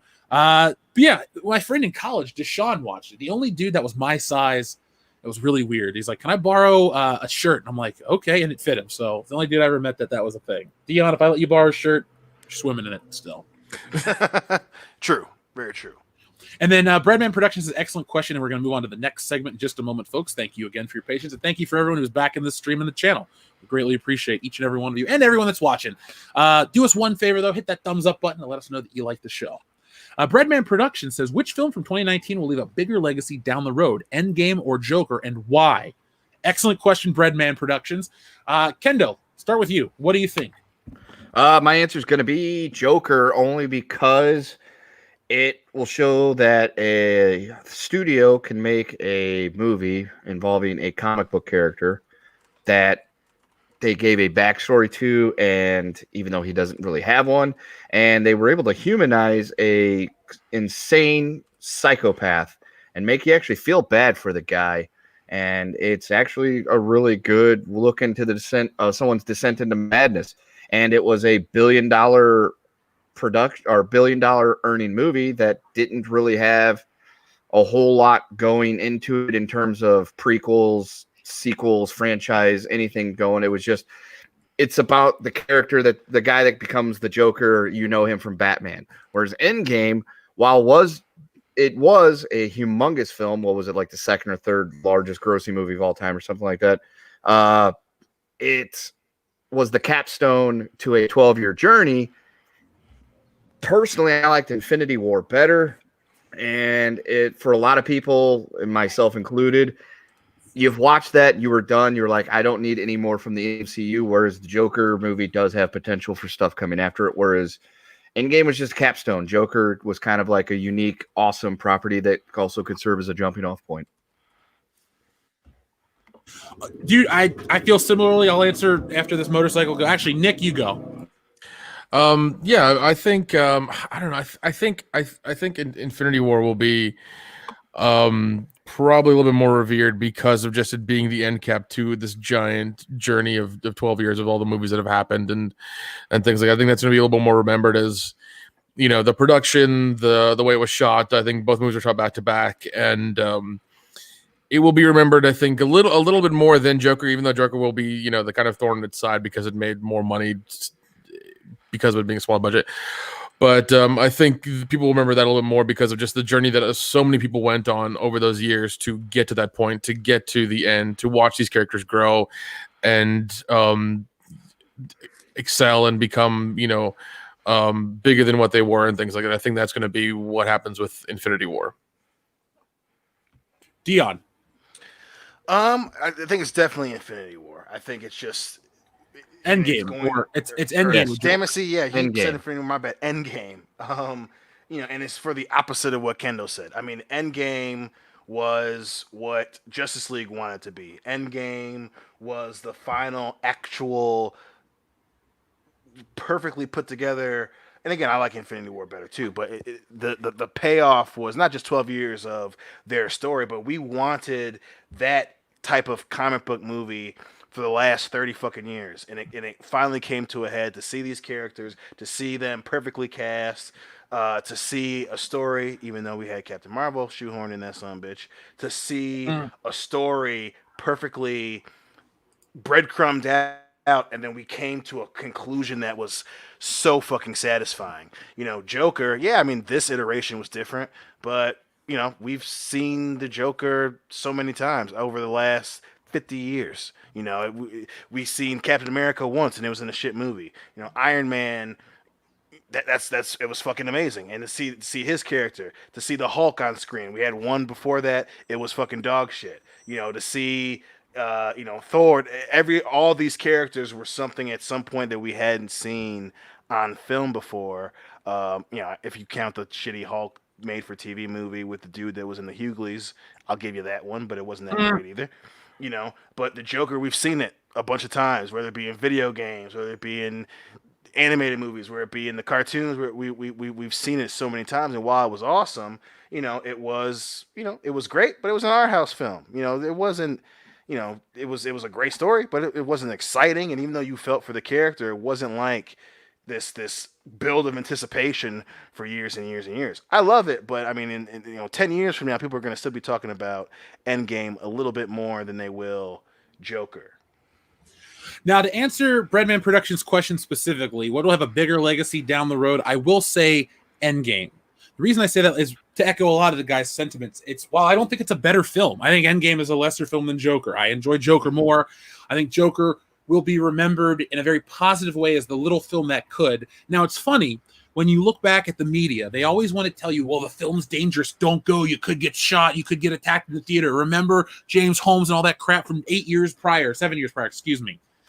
They wanted you to they didn't want you to see that film. People rebelled and they went and saw it anyway, and it was a huge success, bigger success than Star Wars that year. Now, with that in mind, the media will forget, let's say the New York Times posted an article, don't go see Joker, it'll save your life if you avoid it. They won't write about how they were overreactionary and full of shit. They'll just talk about how, it was a great success, blah, blah, blah. They won't talk about the actual, then current day story about the narrative around the film. Endgame will be remembered as the end of the MCU, and people are going, Jeff, there's more MCU coming. I know Black Widow's coming out, but Black Widow merchandise is being clearanced across the country. It's going to come out on Disney Plus eventually, like Mulan, and we're going to have Disney Plus TV shows. And everyone's like, well, Jeff, Captain Marvel's going to come out in 2022 and make $1 billion. No, it ain't. That chick made all that money because that movie was going to be the last one before the end. It's the penultimate film in this 20-whatever movie, 11-year epic. Started with Iron Man, ended with Endgame. It was the perfect plan. But I will say the legacy of Endgame will be bigger because it's the end of the MCU. People will look back. But I will say something a little controversial. I do think Endgame will be one of those films like an Avatar where it won't be forgotten, but it won't be as loved down the road because people will realize they got swept up in the hype. It was fun. It was about the experience, the event, being at the end of something massive. Like that movie's end credit sequence is just a big thank you to the actors. It's like, let's autograph our names and all that shit. I don't think the movie is that great. And I will say this, for as much as I've enjoyed a lot of the MCU shit, it's one of the few MCU films, and it's the only Avengers film that I've watched once. I've seen Endgame once. I've seen Infinity War probably 30 times. The first Avengers 2 dozen times. I've even seen Age of Ultron probably 5 or 6 times, and I don't like that one. That's probably, is that my least favorite of Avengers films? I don't know. Point is, long story short, Endgame wins for the legacy, in my opinion, but people will just realize it's kind of shitty down the road, and they won't care about it as much. Now, speaking about caring, I don't care about this topic too much. I just wanted to share it with everyone because it goes along the line, or falls in line with all the crap we're dealing with in 2020, the woke culture. We've gone too far. The pendulum's getting ready to swing back, etc. But Zoe Saldana, an actress we all like enough, some love, and she's played some good stuff. She's been Gamora. She's been something else. Long story short, she's fine. But apparently she's not black enough to play Nina Simone. Now, last time I checked, when you put an actor in makeup like this, it's not blackface because Zoe Saldana is partially black, right? So how can a black person be in blackface? It's just called face. Everyone gets up in arms when some celebrity dresses up as a character for Halloween and all this stuff. And now it's gotten so crazy that an actual black person is getting in trouble and has to apologize to some outrage mob because she's not dark enough to play Nina Simone. Oh my God. I have a question about that. Since she is black, and again, I mean, it's just utterly racist to suggest that she is not black enough because, she's Dominican and Haitian and not African American. So as if somehow being African American makes you more or less black. There are some very dark Latin American people who definitely came from Africa and definitely identify as black. So in this instance, how is putting on makeup to resemble the person she's playing in this role any different than painting her skin green to play the part of Gamora in Guardians of the Galaxy? It's not. They'll just make up excuses to say, it's racially motivated. It's not racially motivated, motherfuckers. Every actor puts on body paint and or prosthetics to look more like the people they are playing. It is very common for, say, a white actor playing a white character to put on prosthetics to make them look a certain way. For example, Adam Driver at the SNL sketch Career Day puts on a prosthetic to make him look old. Is that now suddenly ageist? Is it insulting to senior citizens now that he is wearing an old prosthetic? Ageism isn't a thing because they don't care. If you can get away. Oh, ageism, I forgot. Ageism is totally allowed. 20 years ago, it wasn't. You could actually sue for ageism, which is a real and damaging thing to like many hardworking people who get dicked out of their pensions. But no, now it doesn't matter anymore because we all hate the boomers. They're responsible for all the problems, and old people can just go die. Remember when we cared about that? Remember like elder abuse was something that when people actually gave a shit about? Well, ever since Life Alert happened, people just don't care anymore. That's right. People got a button on their chest, they press it, they're okay. If they've fallen down and they can't get up, it's their own damn fault for not getting Life Alert. That's right. Leave the bitch laying on the floor. Should have got that Life Alert. I like the commercial. It was super dark, and they're like, if you didn't have this, you could lie here suffering, starving, and eventually die. I'm like, yes, tell it like it is, Life Alert. Tell it like it is. The people need to know. Now, this article, look at, like I said, everything from Mary Sue is just trash, cringy, trashy, but it makes for great content. I love how they lean into that name. It's like, oh, it's a badge of honor now. No, it's a badge of stupidity. And the only reason you get clickbait and advertisers getting on your stuff is because people go there to look at the cringy crap you write. Nobody cares about the actual articles or anything like that. It's just horrible shit. Now, can I call out what a hypocritical asshole this writer is? Because Zoe Saldana's apology for playing Nina Simone left out the important part, colorism. Now, just a fucking year ago, this same bullshit writer says, Zack Snyder almost cast Zoe Saldana as Lois Lane, and I am mourning over this cultural loss. So the bitch isn't fucking dark enough to play Nina Simone, but Lois Lane, who's white, is perfectly acceptable to sack. Fuck this. This is dumb. This is why people make channels, and this is why shit blows up, because society and entertainment is retarded. This is dumb. I can't believe that this is the same writer that wants to say she's too dark for this, but she's perfect for this. This is just a double standard that is not acceptable. Jeff? Who's the writer? Jeff, who's the writer? Princess Weeks. God, go figure. I'm going to make a separate video about this shit. Fuck it. Yeah, she's weak, all right. She is. The Mary Sue is the absolute worst.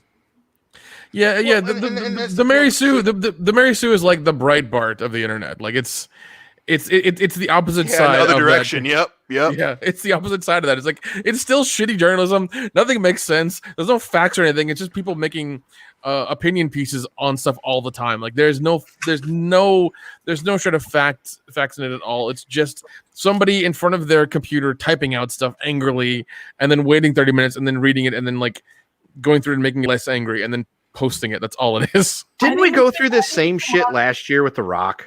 Yeah, we did. Yeah, we did. Yeah, what was The Rock not dark enough for? John Henry. That's what it was. Yeah, that's what it was. Yeah, it was John Henry. Yeah. I think Terry Crews played him in the movie. Sucked. Because Terry Crews, look, I respect Terry Crews. I love what he says nowadays, but he doesn't have the same star power as The Rock. I think we should take Steve Bannon, Milo Yiannopoulos, and all of the writers for Jezebel and the Mary Sue and lock them in a room together, see what happens. Well, they're going to start crying. I'm not going to do anything. Those people can't do anything. They'll sit and watch. I guarantee by the end of it, Bannon and Yiannopoulos will have banged every single one of them. That's my guess. My prediction. Yeah, you give Milo Yiannopoulos a hell of a lot more credit than anybody else. But no, Milo will be fucking Steve Bannon in the butt while he bangs all the women. Oh, okay. That's right. Yeah, okay. That's a hell of a conga line. That dude. No, but look it. I wanted to, this Zoe Saldana shit is just that shit. This is dumb. You know, Zoe Saldana's quote is saying, "I should have never played Nina. I should have done everything in my power with the leverage that I had 10 years ago." 10 years ago, for God's sake, she's apologizing for playing a film 10 years ago. It's not like this lady was caught. Come out in 2016?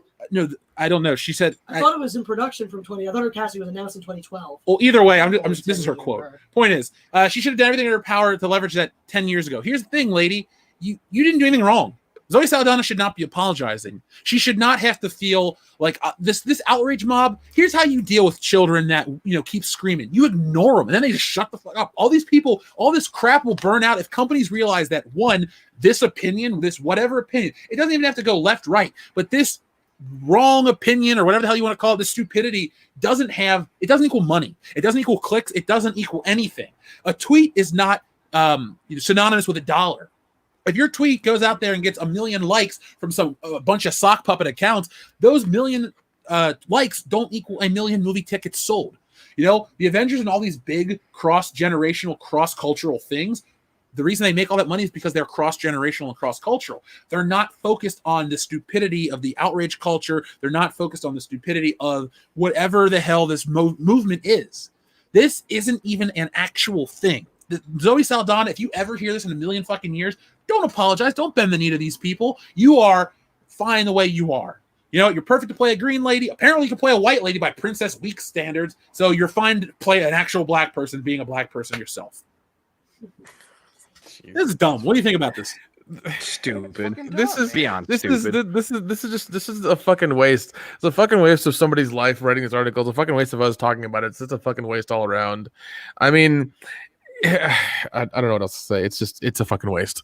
I feel like that's So the we're gonna shit slogan on- for SJWs and also 2020. It's a fucking waste. It's a perfect one, but you know, and I'm sure she didn't even offer a suggestion of who should have played her when the movie fucking came out. Not to mention the fact that, you know, so if they do go with someone who's quote unquote dark enough, which is a actual way that people used to fucking separate black people all around the world, by the way. Thanks for that fucking reminder, princess, you dumbass. But so say you get someone that's darker and they can't act. Is that fine? Is that okay? That someone who doesn't do the job that Zoe Saldana can do in the movie is a failure?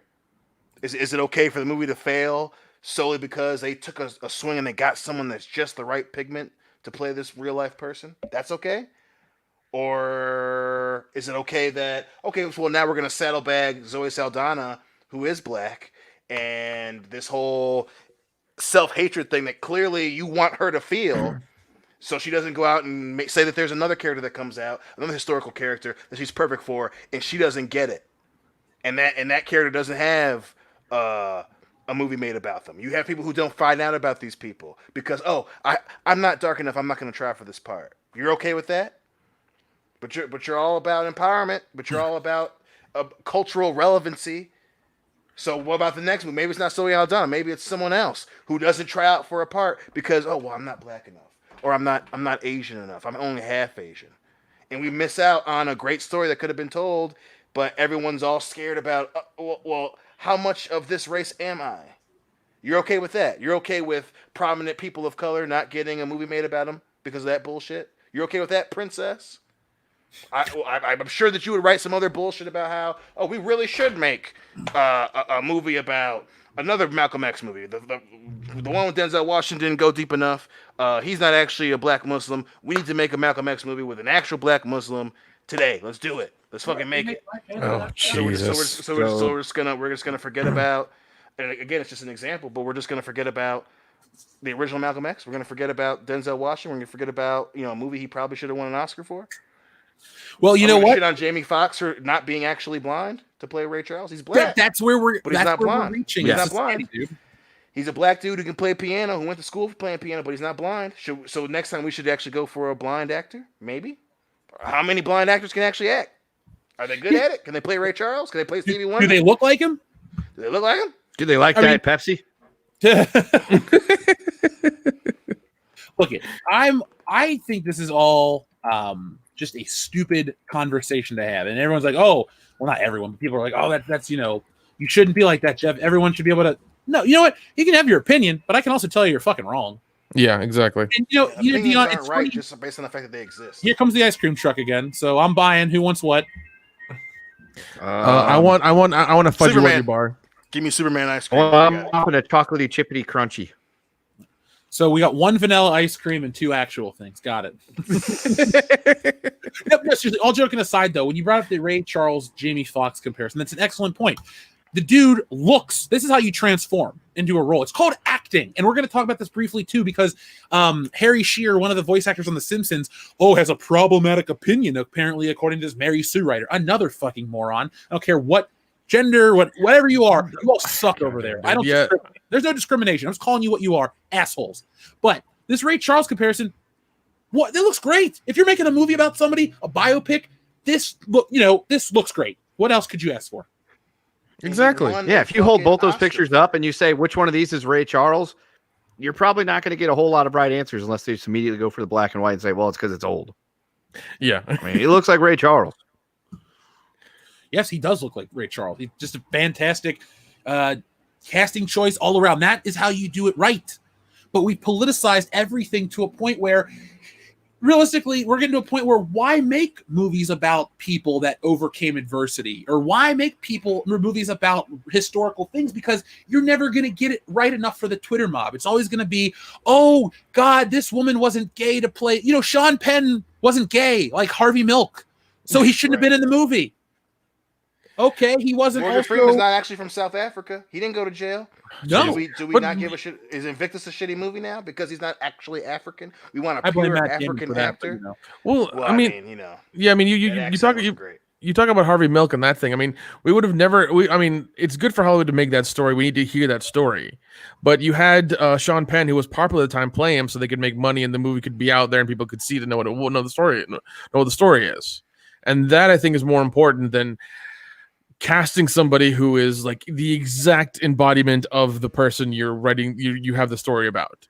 If you can get somebody who's popular and people find that person, want to see movies with that person in them, they're going to pay their money and they're going to watch this great story about this, this influential character and learn something. I think that's more important than finding somebody who is 100% the character, Edward Norton doesn't actually have doesn't have a stutter, and he just did Motherless Brooklyn at the end of last year. He doesn't have a fucking mental disorder. So we're gonna shit on him because he made that movie. He and Bruce Willis should get shit on because Edward Norton doesn't actually have a mental disability. You're not going to watch that movie now. Hey, so we make wasn't actually mentally challenged to be in radio. So exactly, that's right. Sure. But they did lock him in a shed. Yeah. I don't know if you've seen his career now. He might be mentally challenged. Well, I don't know. Yeah, I mean, now the evidence points that he might be perfect for radio. Yeah. Radio 20 years later. Look, we always joke here on the channel about me and Andre the Giant. If they made an Andre the Giant movie and they picked me to play him, yeah, cool. I'm not French, He ain't from the Alps. I'm not from the Alps. I'm not from Grenoble. So the thing is, though, I think in the chat people are like, you defend one for that. I think Zoe Saldana is a fine choice for this. It's Ray Charles.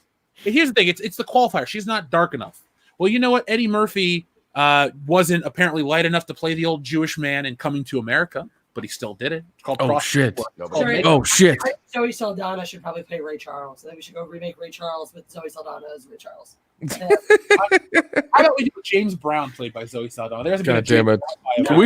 Can we contact Zoe Saldana and just do skits with her where she plays the wrong character the whole time? Can we do that? Oh, dude, that would be awesome.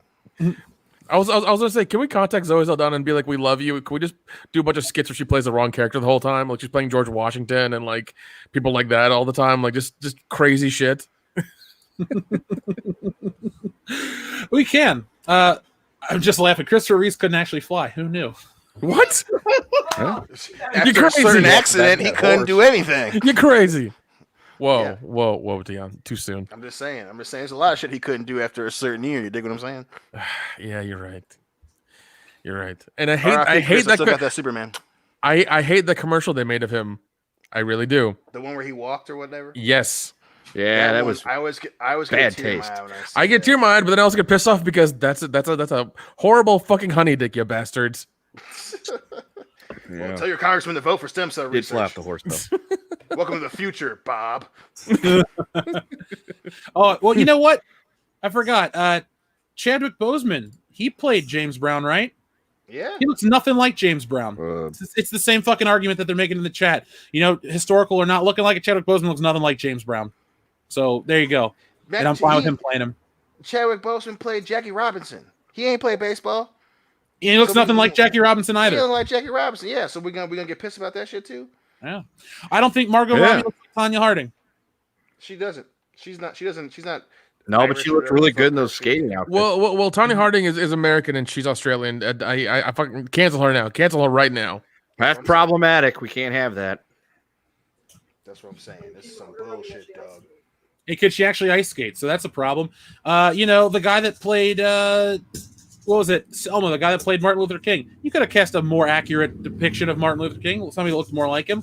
I don't think Rami Malek looks that much like Freddie Mercury. Sorry. He also did not actually sing in the movie. And he didn't sing in the movie, so it's the same. It's the same. Well, That What son of a Freddie bitch. Mercury is Indian. Rami Malek is Arabic. So we Uh, should have That's had Egyptian. He was. we should have had Yeah, it a was real- we should- Zanzibar. Yeah, we should have had a Freddie real Mercury actually is Indian. his family was. Yeah, Freddie Mercury actually is Indian. I remember looking that up. But he didn't say. He does not look like him.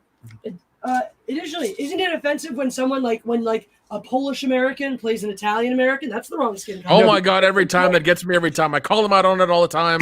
It pisses me off. Damn it! It's The I dude know- that was I know crying Polish- on the side of the road was not Indian. He was Italian, and so there you go. But people started cleaning the streets. I really think that the most offensive one of all is the fact that Liam Neeson isn't Jewish, and as a result, we should cancel Schindler's List. It's a horribly offensive movie for that fact alone. And Very Ralph Fiennes well- in German. I want my Nazis yeah, to be actual German Nazis. Goddammit. Exactly. Resurrect the Just say- Nazis so we can have realistic movies. No, don't. No. Anyway, moving. Hashtag punch a Nazi. This all comes down to acting. And look it. You can love The Simpsons, you can hate The Simpsons. I'm not here to have a debate about what you think on the show. But Harry Shearer, who does the voice of, I think he's tons of them. He's fucking Principal Skinner and a countless other characters. I didn't lose it because I almost said Homer. No, that's Dan Castellaneta. Long story short, though, again, another stupid article from the Mary Sue talking about voice acting. So, Harry Shearer said in an interview with the Times Radio, I have a very simple belief about acting. The job of an actor is to play someone who they're not. Shearer continued, that's the gig. That's the job description. I think there's a conflation between representation, which is important. People from all backgrounds should be represented in the writing and producing ends of the business, so they help decide what stories to tell and with what knowledge. He adds, we don't get paid by the voice. It's disappointing, the response from Shearer. Anyway, you don't get paid by the voice. So first off, Nick, talking about stuff when people go, oh, it's culturally insensitive. Was a poo an issue for you on The Simpsons? No, once again, it was about representation. We had a brown cartoon character that was popular. That's awesome. That's how we saw it. Except for that one Indian motherfucker who found it offensive and made a whole goddamn documentary about it. Like, where did The Simpsons hurt you? Show me on the doll where it fucking hurt you to watch that character. Honestly, what was the problem with starting that? after season 12? I was gonna say after starting season 12, The Simpsons hurt me badly. Yeah, that's your into there. But it's just kind of like there was one guy who made like a whole documentary about it, and he's not famous anymore because he shit all over it. But it was a whole thing. It's like I'd rather be represented. I'd rather this exist, even though it's like an old white guy doing the voice, than it not happen at all. It's so dumb. It's so retarded. Now, the writer goes on to say this is a disappointing response from Shearer. I think it's the most honest, accurate, and honest and accurate response you could get from an actor. It's acting. It's not representing. You're not a fucking senator. I'm supposed to represent these amount of people. No, when you play an act, when you act in a role, you act. That's it. It's your only responsibility to get the shit across on screen, God, on TV, whatever. You are a meat puppet playing pretend. That's what you're doing. Yeah. Based so, on that, Sean Connery is the only person that should have been allowed to play James Bond. no, to be fair, in the book, he's not even of Scottish descent. They went back and changed it because Ian Fleming liked him. Oh well, then Roger Moore is the only one that should have been allowed to play James Bond. Yeah, because Connery is Scottish, Brosnan is Irish, Lazenby Irish. is Australian. Yeah. Yeah, Dalton's Welsh. And Daniel Craig's an asshole. So, I mean, there you go. Yeah, Hey. he's a Scouser. They don't count. You know what, though? Dorothy Guitar says Harry Shearer is a huge liberal in the bass player in Spinal Tap. I did know about the Spinal Tap stuff because I do enjoy that film. Spinal Tap's a great movie. Look, at politics be damned. I think this is, in my opinion, this is the right approach. We're acting. We're supposed to make you believe something. So, Yeah, that's what they get paid to do. They get paid to play pretend and be somebody else. That's what it is. Yeah. And that's all it is. And once again, if they're making a movie about a certain historical character that people want to see, whatever, they're going to get the most popular character who's going to bring in the money and have them, and sell the most tickets. if they're trying to get somebody who represented that character 100% and they're like a shit actor, it would never get made, and no movie would ever get made. Then it just wouldn't happen. And this whole idea is dumb and idiotic and dangerous, because then if this is the way Hollywood's going to think and going to move forward, then you're going to miss out on a lot of historical films and people's stories who should have been told, and people who won't, and to the point where everybody should see it. But because they might do it, they're going to do it this way and make the character or the actor be 100% like the figure they want to portray. You're going to miss out on so many stories that we might have seen and might have been told correctly. But because of this, it's going to, not happen. Yeah. Yeah. It's about who can do the best job in the role. Yeah. And this is an excellent point from the Juiciest Lemon. Why, though, as a brown person myself, it's just weird seeing white people look at us and go, we need you to feel like we're good people. Yeah, I've gotten that from a couple of my white friends over these last few months. I'm just like, you guys are fine. Just quit. Just shut the fuck up and let's go back to drinking. Guys, I will never, ever, ever look at one of the three of you and go, I just need you to believe and know that I'm a good person, because you know I'm not. Yeah. That's a walk on right We there. know you're a fucking asshole, Ken. That's why we like you. Yeah, next time throw out the fucking puke covered blanket, dummy. He did on the side of the road. And listen, there's No, just the mattress. And the thing that's crazy about this shit too is this is clearly an attempt to take the easy way out, right? Oh, because yeah. it's Oh, yeah. hard to do things on a case by case basis. Now, obviously, no one's ever gonna ask for fucking Pierce Brosnan to play Martin Luther King Jr., right? That's just not a thing. No one's saying that, right? That being said, if someone made a movie where the story is put together in a way where, like, that's the point of the story, you know what I'm saying? Like, if someone artistic, like, the point is that, hey, here's this white dude playing Martin Luther King Jr., and say it turned out to be good. You know what I'm saying? Like, that's the risk in the art. Yeah. You know what I'm saying? And it's very hard for us to all say, hey, case by case basis, is this fine? 9 times out of 10, it's gonna be fine, right? In this instance, Zoe Saldana playing this character, she clearly fucking showed up. Either she showed up in audition for the part, or someone who wrote it, I want Zoe Saldana to be this person. So are we taking the artistic integrity away from the writers? Are we gonna take away the difficulty and the intricacy of coming to an audition to pretend to play this character because of some random woman on the internet who is too much ashamed to show her real name but comes up with a moniker of fucking princess? I understand that it's difficult, and it should be difficult case by case basis. It's very easy to tell when someone's being malicious. It's very easy to tell when someone has cast someone in a certain role as a fuck you. It's not rocket science. Amos and Andy, we all know them motherfuckers were being assholes. They're being assholes. They want to make fun of black people. All y'all laugh and you talk jive and you're funny and you love watermelon and you got big ass lips and you want to fuck my daughter. Like, we got it. That was an asshole thing to do, and they were rightfully called out for it. Even back then, Songs of the South was a fucking crazy shit-ass movie. I'm the old black dude, and I'm gonna fucking, hey, come on here, kids, let's tell a story, let's go singing and dancing, and right, you're beautiful. You're beautiful because you're white. It got called out then. And it's difficult, but that's how it should be, case-by-case basis. Clearly, this doesn't fit the fucking mold. Well, clearly, all the examples that we have don't fit the fucking mold, and to try and take the easy way out because it gets clicks, and this makes us feel good because now we're doing the easy thing to make things right. So you should love us. That's disingenuous. Well, speaking of disingenuous, do you remember when they almost cast Julia Roberts to play Harriet Tubman? Mm-hmm. Oh God, I remember that. Holy shit. Yeah.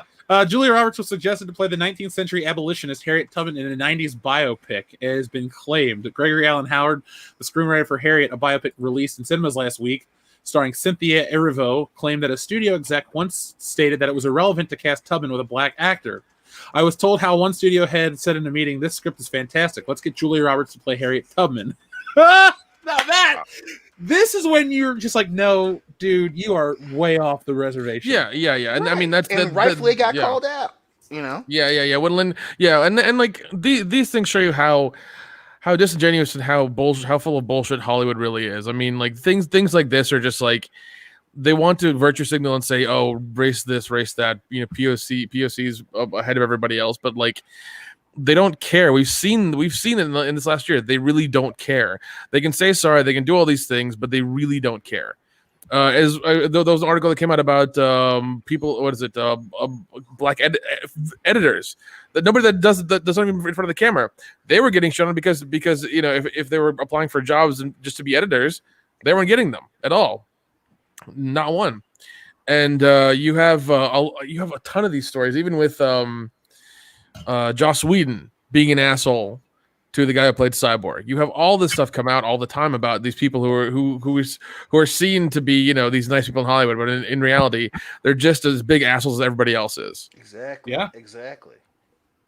Don't pretend to be altruistic when one, you do the same, if not worse shit on your own, and two, you really don't fucking care. There are actual racial problems that we need to address in Hollywood. This ain't fucking one of them, buddy. Let's worry about the dudes who are like trying to fuck all the women and you abuse their power. Talk about that shit. Getting mad at Zoe Saldana retroactively to get her to apologize is just, it's pissing in the wind. Yep. So we'll talk about our next topic, our last topic of the night, the Gina Carano stuff, in a moment because, hold on, we do have two. Sorry, because we promised you Captain Marvel news too. So let's see. I'm going to read a couple more super chats, though, from our listeners, so I don't have to wait. Thank you guys very much. Barney, the Spaceosaurus Woke Reeks, says, I highly, highly recommend anime YouTube user Hero High on the High Council because everyone canceling and censoring anime. The censorship goes far as government officials. Jeez. Well, I am taking a picture, Barney. I have no issues with inviting Hero High on. Let me see. Make sure I'm subscribed to the channel because I subscribe. Yeah, I fucking hate censorship of every type. I'm sorry. Any like especially nowadays with that shit, any of it is all of it is fucking wrong. All of it is fucking wrong. Okay. Yeah. I'll subscribe to the channel. There we go. And yeah, I will try to contact if they're interested in coming on and talking about it, Barney. I'll make sure to give you a credit on the show. You'll be the producer of that episode. So thank you, Barney, very much. Cubby Bear says, rumor has it Rian Johnson's left nipple is going to watch Mulan on Disney Plus. I heard it have to pay for the subscription. What's that? I heard his vagina has a front row seat. That too. And then Mulan doesn't exist in the sequel. Can you imagine Rian Johnson presents Mulan 2, Electric Boogaloo? Dude. Starring Margot Robbie. Starring Margot Robbie. With soundtrack by Mark Anthony. Oh my god. And a special appearance by the ghost of B. Arthur. There you go. Oh god. And she's against the villain of Jada Pinkett Smith. Watch out for those entanglements, bro. Entanglements. Great Scott, Marty. Oh, dude, speaking of, they got another set of that Back to the Future box set in on Amazon, so I pre-ordered. I'm so excited. Oh Jesus! What is okay? I need to ask about that crazy 4K box set. Yeah. Why is it just because it's the 35th anniversary? Like, what is new in it that I need to get? Oh, it's got like Ben Stiller audition footage and all kinds of stuff. Okay. Like, put it like this. I will admit when they're trying to double dip, this has enough new shit that I would suggest get the new one. Okay, good to know. Yeah, because that's what I'm worried about. I don't want to get this one and like it has nothing new in it. It's just the same shit kind of thing. No, it's got a lot of new content, and I'm excited to test it out at the end of the year. Release the alternative cut of Back to the Future. Yeah, that's the hashtag I would get started. Release the Stoltz cut. I want it. Yeah, release the Stoltz cut of Back to the Future. Our friend Maldus Oliver says live services are a cancer on video games. In subscription-based stuff, yeah, to a degree, but I do like having PlayStation Plus and getting all those free games and deep discounts. Plus, I mean, I just got a PlayStation Plus subscription a whole year for $31 off CD. Ooh, nice. I mean, yeah. And it's legit, guys, because whenever I buy something online that I'm not 100% sure it's legit, if they offer PayPal, I use PayPal because PayPal, get your shit back if they're a scam. Oh yeah, definitely. So I did order it through PayPal, and it was legit. And so if you guys are looking to get a PS Plus subscription, I mean, they should pay me for this cheap plug, but I did get it there, and it's legit. So yeah, every now and again I'll see them for like 30, 35, $40 for the year, and I jump on it, man, because I don't want to pay what is it, 60 for the year normally. Yeah, so yeah, I always jump on that, and I love what happens towards Christmas because I always keep the code like somewhere until mine expires and put up for another year. So yeah. But Moldus, I mean, I get it. I do like the idea of like, I just sign on and play my game online with friends and stuff. They have to do something. I mean, to charge people, they have to make other things be more attractive. And I think for PlayStation Plus, they do. Xbox Live, I used to have a gold subscription. I don't know anything about Game Pass or the PlayStation equivalent, so I can't really speak on that one. Yeah, and I mean, it's one of those things where it's like, if they didn't have that, where else would they charge you? That means that like loot crates and things like that would have to come back. Game Pass was all right. For $10, you could play whatever games they had on Game Pass. I know during like a lot of the lockdown, a lot of places they put stuff like Red Dead 2 and their new Gears of War game on the Game Pass and stuff. So if I had a connection to where I could play that stuff willy-nilly, I would probably have stayed with Game Pass. But I had it for a while when I had an awesome internet connection, and it was a lot of fun. I even on our channel Twitch streamed me playing one of the Saints Row games. It was a lot of fun. Only 2 people showed up, but that was back when the channel was like really small. You know what? I have been buying some games for the Twitch stuff because Jesse and I are launching a couples one, but we still have the WCBS one, so I bought Ghostbusters. Oh nice. my god! Stream on it. Twitch. Yeah. I'm gonna stream that whole game on Twitch. So Yeah, the good thing is I think streaming on Twitch through the PS4 is really easy. It's like super easy. Yep. Yeah, I went and finally bought Red Dead 2 today. Oh my god!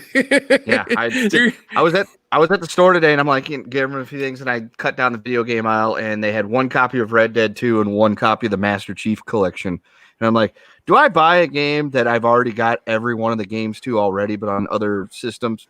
Yeah, why not? It's only $20. Sure, why not? Oh, and there's only 1 copy of Red Dead 2. Oh, it's $35. I'm gonna buy that too. So I was like, I don't play Xbox. I don't play video games a whole lot anymore. I'm busy with other shit. But then no, I just went ahead and invested like $70 into video games that will probably consume my life. Yeah, Red Dead 2 is going to consume a lot of your life. Yep. I dusted it off yesterday, actually. Oh man, it's so much fun. So we also have our friend. Crap, pressed the wrong tab. Sorry, folks. We have our friend Maldus Red His Barney, the Space Stars Will Greeks. Thank you very much again. He says Murphy's Law, Disney Channel currently airing cartoon called Milo Murphy's Law. What is that? Dude, I haven't seen a Disney cartoon like on the Disney Channel in years. Milo Murphy's Law. Okay. How cringy does it look? It looks like a Disney show. It's an American television series. It revolves around the title character Milo Murphy, who is a descendant of Edward A. Murphy Jr., the namesake of Murphy's Law, which states that anything that can go wrong will go wrong. The series takes place in the same universe as Phineas and Ferb, with several references. Oh, cool. Phineas and Ferb had some weird Star Wars crossover, I think. Okay. Well, to be fair, even though I'm not interested in this show, it does have a theme song sung by Weird Al Yankovic. Okay, well that's a plus. Yeah, and it's Robert F. Hughes produces it. So let's see what else he produced. Nothing. Anyway, no, but thank you, Barney the Spaceosaurus Woke Greeks. We appreciate that. Ninja Lawyer Steve, thank you very much. He says, well, yeah, they're charging $30. How else are they going to raise the money to change Splash Mountain to meet the current woke standards?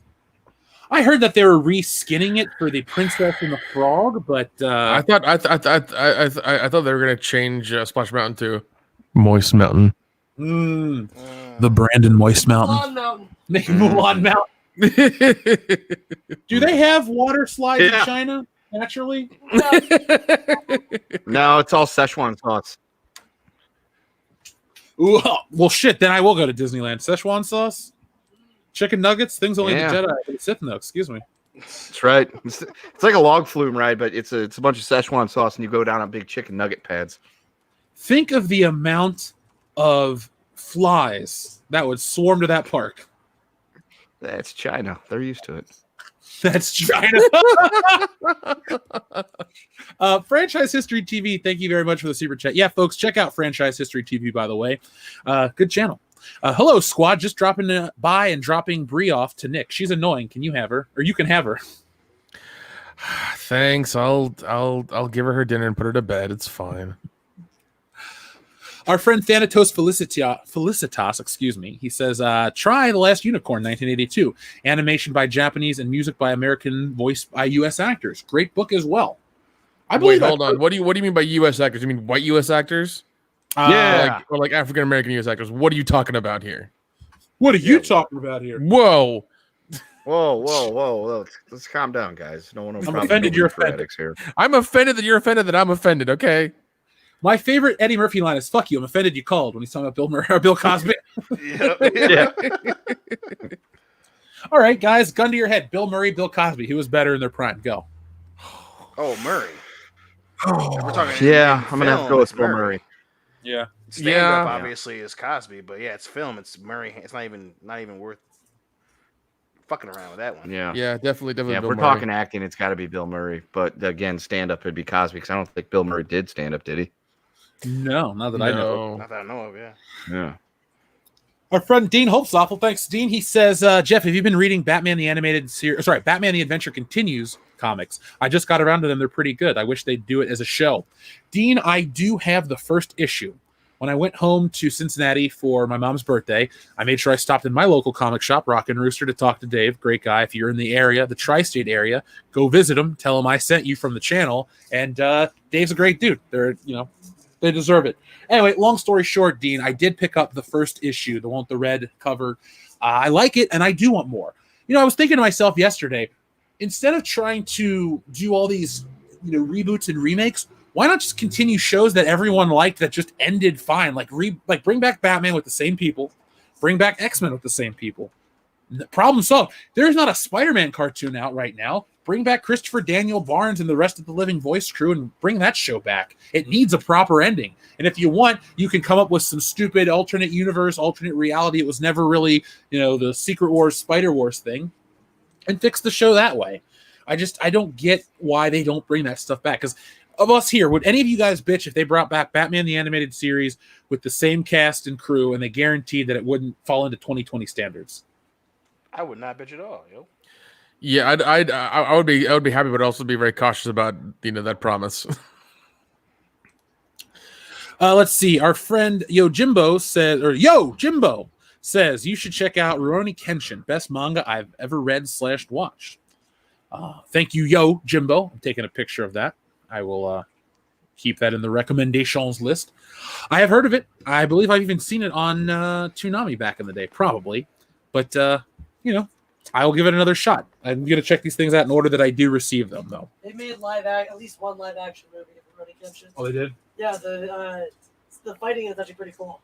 Oh, well, we'll watch it then. I did that briefly when I was on Adrian. We covered it briefly when I was on Adrian Paul's podcast. Back then.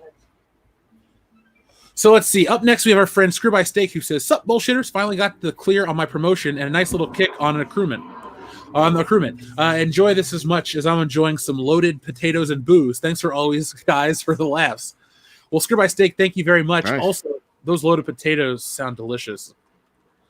It sounds good. Like when I worked at Rallies, you had fries with the cheese sauce, the ranch, and the bacon. And if you have ever been to a Rallies or Checkers, the fries are amazing. So, Yep.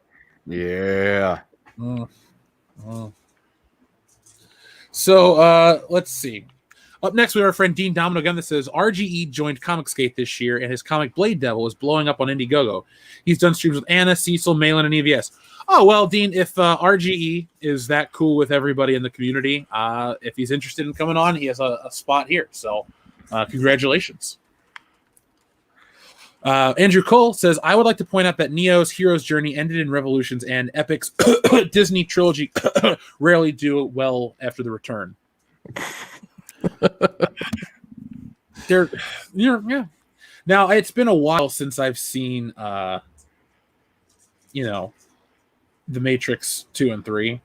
By the way, I just got an email from Google about a class action lawsuit. Yeah, I got that too. Against us? Yeah, no, they lost for $7.5 million. Yeah, Fuck yeah. and it says What do we do now? we might get. We all might get $1,500. Woo! Ooh, Cuban bucks. Yeah. Well, look at it like this. I didn't get. Everybody got their settlement, not settlement money, but their money from the government this past year. The $1,200. I got $200. So this will be nice if I get this. I didn't get the whole $1,200 like everybody else. Damn, man. Yeah. Well, what can you do? I mean, what can I do? Anyway, moving on. Let's see. Higeshi Ikari says IGN reported that Brie Larson wants to star in a potential Metroid movie. I had seen this. I think Brie Larson We should covered that last week.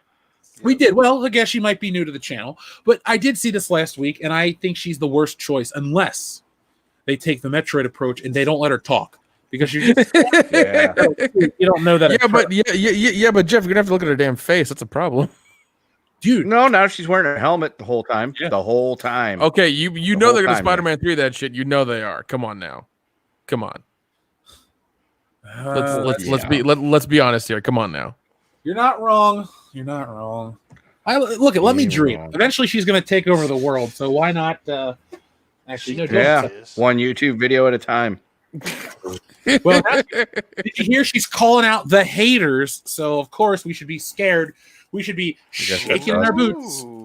Ooh, Nick, get her under control. Damn it. God, where's so that? Where's that? hardcore. You listen to your marketing team, but now you're gonna call out the haters. Where's that? Where's that tranquilizer gun I keep in for emergencies? Damn it. Probably used it all on herself. Yeah, I had to listen to her talk. She's just a giant Karen. You know what? I hope she does. I hope she does say the haters' names, and I hope she does our names a couple times, and we get more subs from That it. would be awesome. What are you gonna send your stunt double to come and fight me, Bree? Calm down.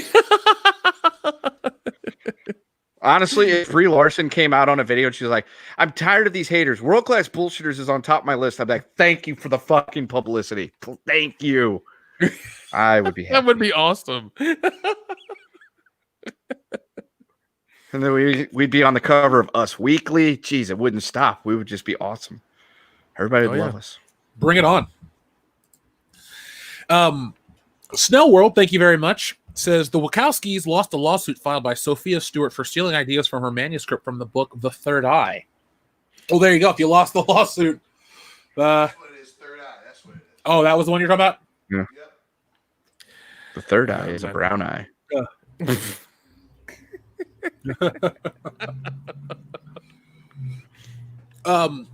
Also, this is the last one we'll read before we move into our next segment. Our friend was just up here. The Major Spike 9000. Thank you very much. Okay, debate time. I've heard Wachowski, and Wachowski. I'm not asking which pronunciation is correct. I want to know which one reigns supreme. Wachowski sounds like the parody character from a 90s cartoon series. I was going to say it's Wazowski. Wazowski. Mike Wazowski. Yeah. Mike Wazowski. I think in Polish it should be Wachowski. I'm pretty sure. In Polish, it would be Wachowski. Yeah. I've always heard the Wachowski brothers, so. Yeah. I think Wachowski is what I've heard most often, and I do think that would be the ethnically correct pronunciation. Major Spike, I've heard Wachowski. The debate, it's funny if you say Wachowski because that's the one that almost sounds wrong, and I almost like people using it because it's like, hey, you fuck with the Matrix, we're gonna fuck with your name now. It's all right. There was the whole, Gal Gadot versus Gal Gadot, and then it's the actual pronunciation is Gadot. Yeah, it's both. It's Gadelt. Thank you very much. Good deals. It's pronounced Wonder Woman. I don't know, man. You might make a certain channel father, perturbed. Oh god, He's always perturbed. He wakes up perturbed. He does. and then he goes back to sleep perturbed at 4 o'clock in the afternoon. If you go to the dictionary and you look up the word crotchety old man, there's gonna be a picture of Lape. Hey, That's all it's gonna be on there. So I told the folks that we had stuff planned for Star Wars, not Star Wars Celebration, for Horror Hound. Do you want me to show on air the Lape T-shirt that I made for him? Oh Yes. God! Please. Yeah, this is a random deep cut. I do have this shirt as well as your guys' shirts. I got them in Cincinnati, but now, folks, we intentionally made this shirt to be terrible. This was never meant to be good. So if anyone says, "Oh, your shirt looks terrible," that's the idea. That's the plan. It's Channel Dad Brian Lake. We love him, so we make him this. I mean, you love him. I tolerate him. I love it. I love it. Yeah, but I just wanted to share that with you. But no, I say Wachowski. Dion, you say Wachowski. What about you, Nick? I say Wynorski. Wynorski? Yeah. Kendo? Wisniewski. Damn it, that's the one I was gonna say. Is that a person? They're Russian now? What the hell? No, Wisniewski. It's Wisniewski's probably super Polish. Polish. No, Wisniewski's like as Polish as you can ever get. I'm gonna go with Wachowski. Wachowski? There's your Russian. Wachowski. So, first off, thank you very much, the Major Spike 9000. We appreciate the giant super chat. Thank you very much. But Wachowski does kind of sound like, you know what Wachowski actually sounds like instead of a 90s cartoon character? It sounds like there's Boner on not the Wonder Years, Paint. R.I.P. that guy. Yeah, he did pass away. But to me, Wachowski sounds like the Seinfeld equivalent of Boner. Instead of Newman, you could have Wachowski. It just, it's a very... In the 90s, you had a lot of Polish named characters pop up, so... Is Lebowski? Would that be Polish or no? Yeah. Probably. Well, we want the money, shit. Most of the Auskies are Polish. Okay, I think it's more Dutch French, That's Yeah. Sounds kind of Canadian to me. We should just have a character. Those rudder people. The Dutch rudder? Yeah. Don't even have to touch. They make ovens. The Dutch are great for two things: rudders and ovens. What is this show? I don't even know. What are we doing? I was about to say, what are we even doing here, Connie? Well, so anyway, as you can see, our friend Data Racer from our other friend Ichibaka's website, DisneyStarWarsIsDumb.wordpress.com, Data Racer recently brought to light the fact that Gina Carano, who is famous for playing Cara Dune in Star Wars The Mandalorian, she's also in Deadpool. She's in a lot of stuff, actually. She has a pretty decent career, and she's a pretty solid actress. I like her quite a bit. She's one of the few enforcer, bouncer, women-type characters that is believable because she's not Zoe Saldana, who's 90 pounds, in Columbiana. She's not Captain Marvel, 90 pounds, in Captain Marvel. She's a woman that actually can fight. So when you take something in real life, life imitates art at times. It's like Schwarzenegger. Maybe he's not a fighter, but he looks the part. So normally you get these actors, these characters that they play these characters that don't really fit. But Gina Carano does fit. Now, this point of this topic isn't to talk about Gina Carano being excellent. She's being harassed by a bunch of crazy SJW trolls, according to Data Racer. So Gina Carano is being bullied and harassed by SJW trolls. They're calling her a racist bootlicker and demanding she say ACAB/BLM to prove she's not racist.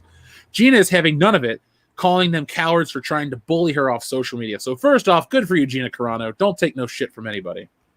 Maybe you would take shit. That's a double negative. My point is, you got all these crazy people coming out in droves to attack her because she refuses to buy into the political leanings of one group. Isn't this pretty dumb?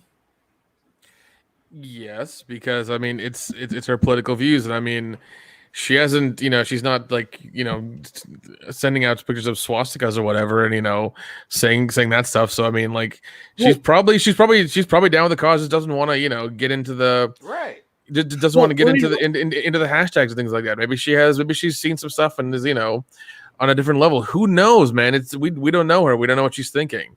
Well, and to immediately just assume that because she doesn't tweet these hashtags, she's immediately a bad person and part of the right, the alt-right or something, is retarded.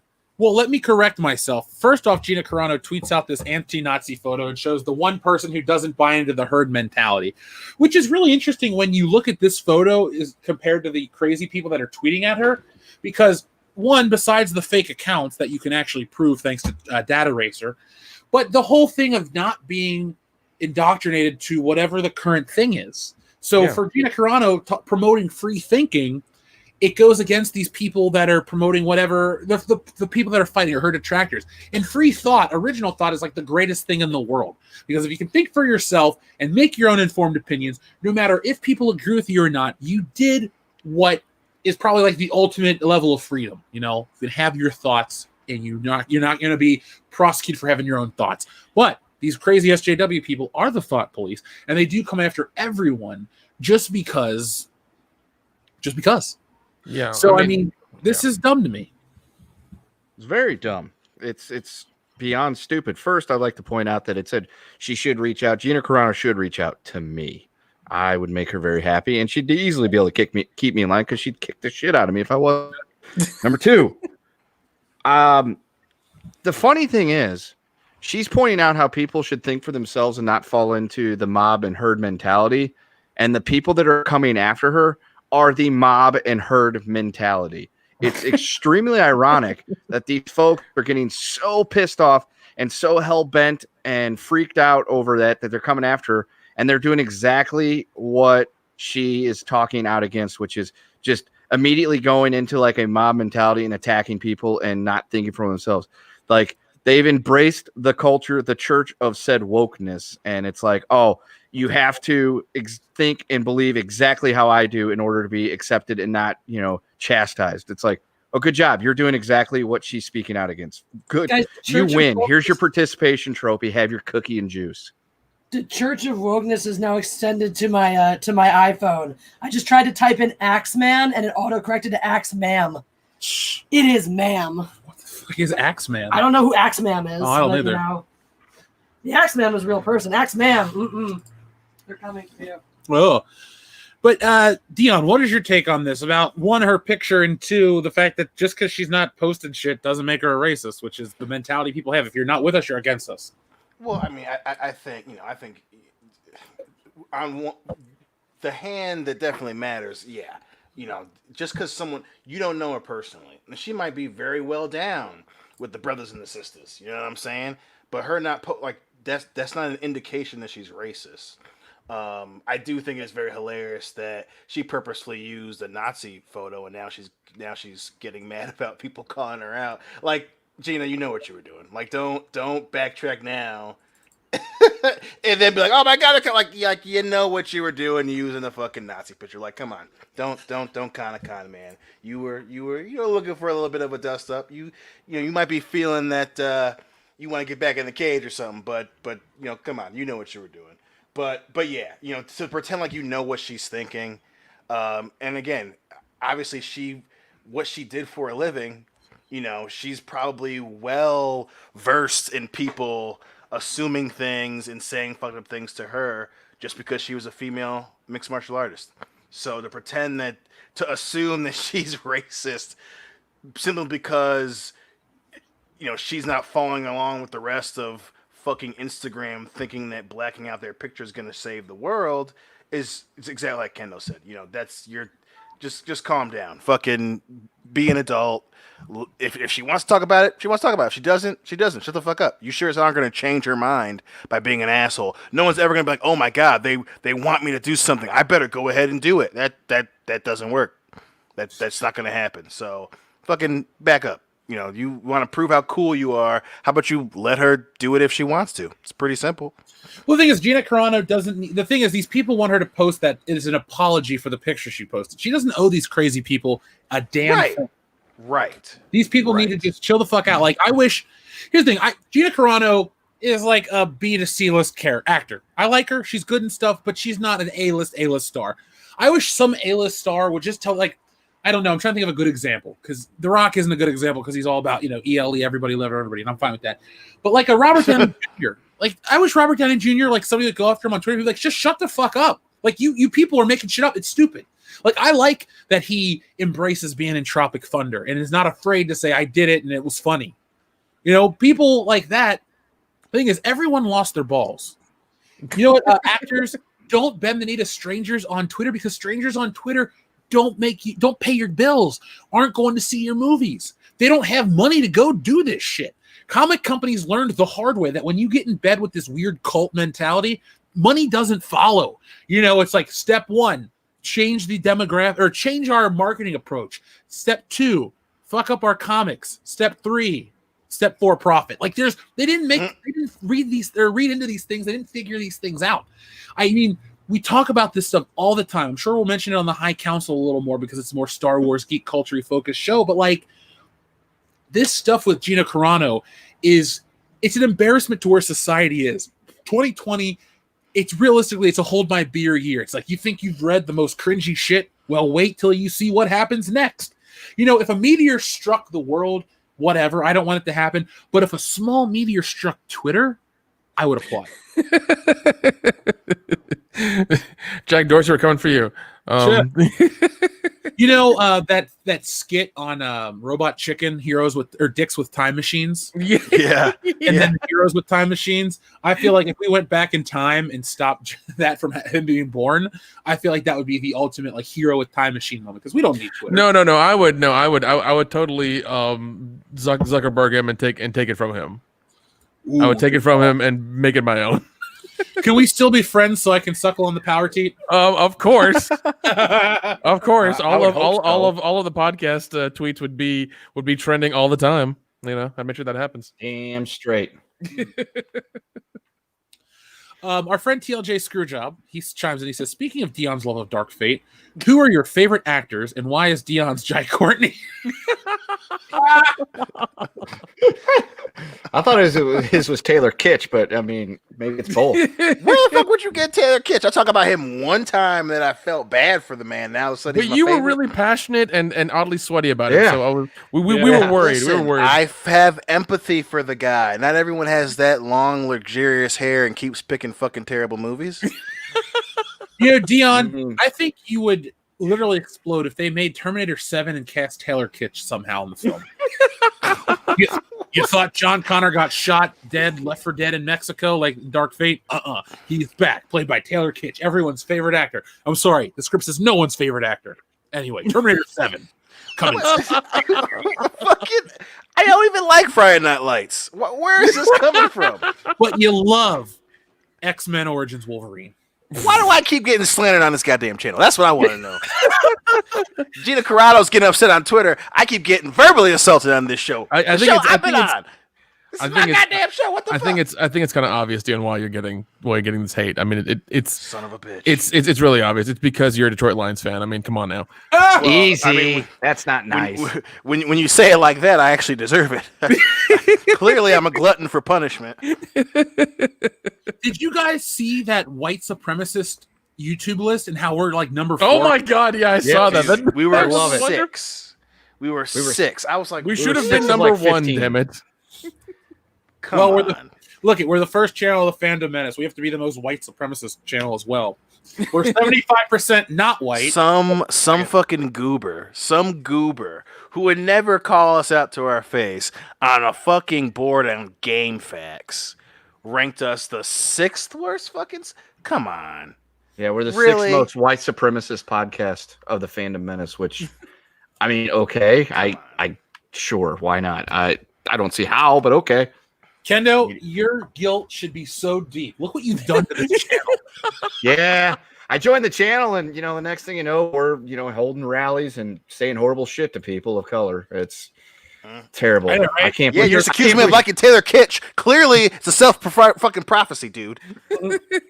I mean, our credit score went up, and we don't get pulled over as much, so it's fine. I mean, are you Helps. saying that I wanted you to like Taylor Kitsch because I want to like Taylor Kitsch if it's a self-fulfilling prophecy? I don't get that. I'm saying that your racist white ass framed me. You framed me on the show, and you told the world that I like Taylor Kitsch to serve your own sick white supremacist means, you sick fucker. All white actors are great actors.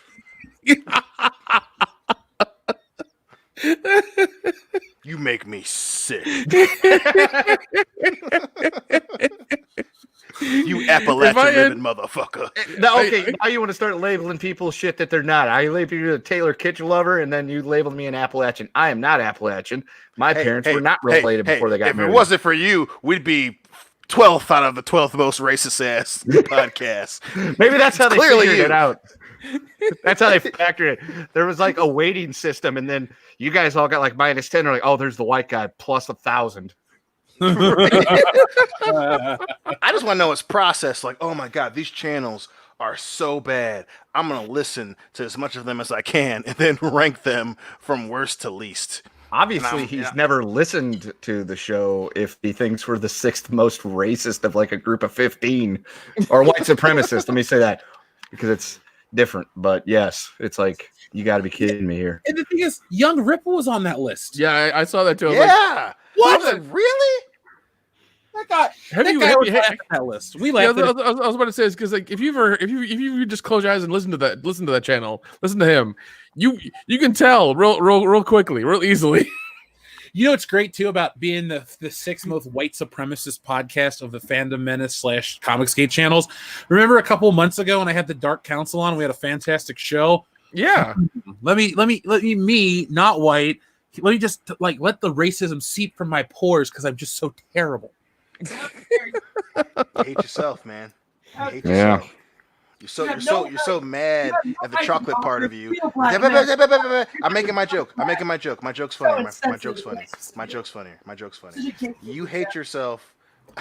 You hate yourself so much that you went out there and you got you a Jewish girl. You sick fuck. You know, we're no longer the epitome of pop culture. We're now the Rachel Dolezal of podcasts. Hey, There we go. hey, There we Dion. Jeff really wanted to get into the entertainment industry, right? He had to do it That's somehow. right. That's right. He went to the source. To the original peoples. She's my ticket in. Don't tell my secrets. I don't want everyone else to master plan. Yeah, suddenly, like everybody in the anybody listening to the show, there's like a giant spike in J-date tomorrow. She speaks Hebrew and she plays the ukulele. It's a perfect end. It's a mandolin, bro. Who gives a shit? Small guitar. That's all it is. Small guitar. Small guitar. Clearly, I'm the only brother on this podcast. I don't know what that shit is. Taylor Kitsch, can you play the mandolin? Strummed violin with extra strings, okay? And it's like roughly the same size, so it plays at roughly the same pitch, okay? That's all I'm saying, okay?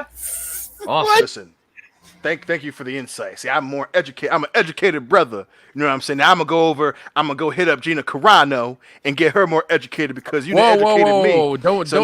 We gonna pass the buck. You know what I'm saying? Don't Pay it hit her. forward, you dig? Don't hit her because she'll knock you the fuck out. All right. Yeah, dude. You have no. Easy. I would risk it 100 times out of 100. Like, listen. Just pretend I look like fucking Colossus and just hit me with your best shot. Dude, Jokes on you, I'm into that shit. I just want to say, Kendo and Dion, who's thirstier between the two of you tonight? It's all. For who? Gina Carano? No, I just meant in the Just in show general. Just in general. Here we got Oh, Karen God, Edmonds, Zoe Saldana, Gina Carano, all attractive women. I'm not fighting that, but it's just like it's like we're all stuck in the middle of the desert, and there's just Gina's the only one that I've actually declared man, it is an interest in. Listen, I said just Zoe you- Saldana was attractive, but I mean, you need to understand, my man, that I am more often than not, I'm just Reggie Hammond in 48 hours. The wind blows and my dick gets hard.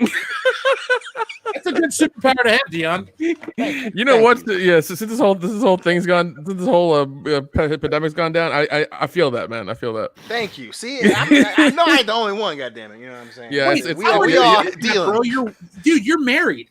Brie Larson must put out what 6-7 times a year.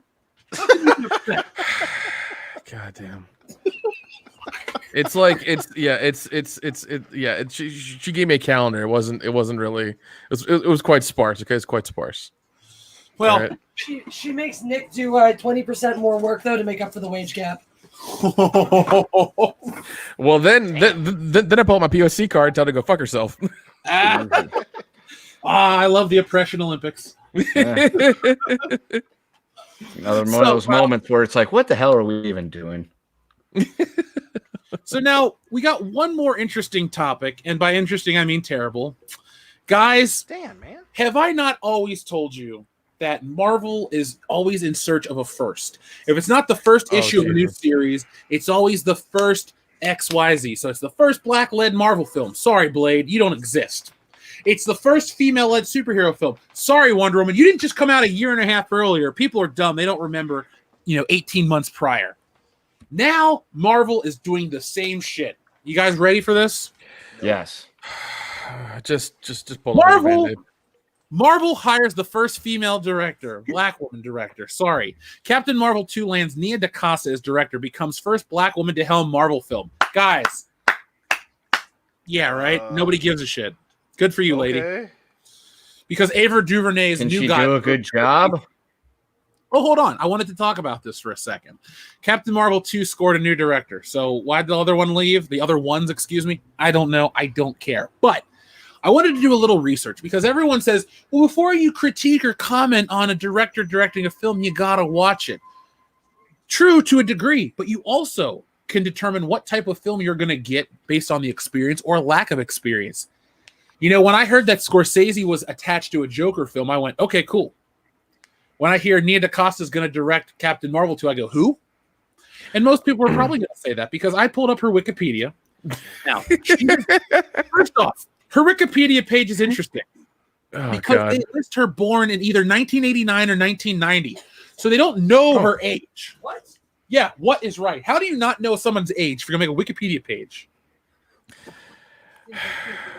It's even like oh god, even then, she like on her IMDb. There's only one movie that's come out that anybody could see.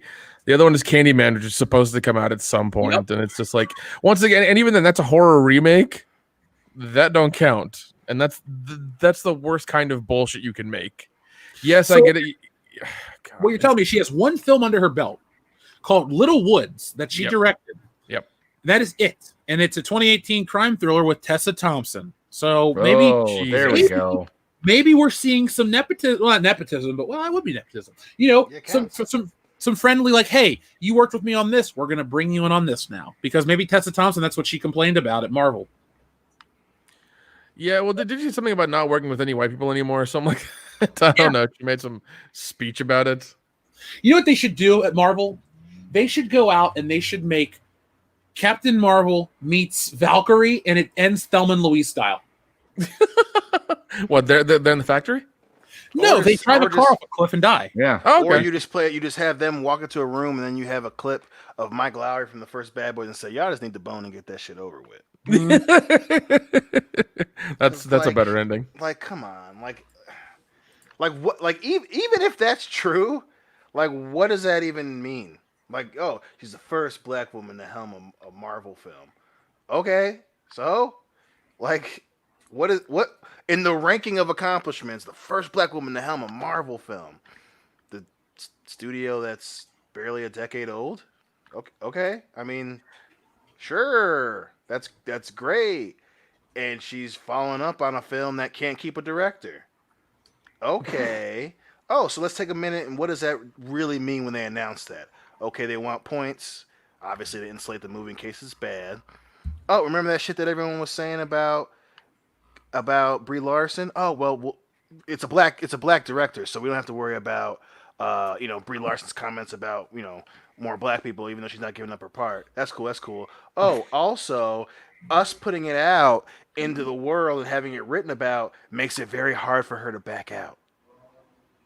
Yeah. So this is clearly a move to get their director to fucking stay, because as great as this movie was, they couldn't get it going. They couldn't come out with a release date, and now they couldn't keep a director, but now they can, because hey, by the way, you're the first black woman. You're black. You're a woman, right? Yeah, high five.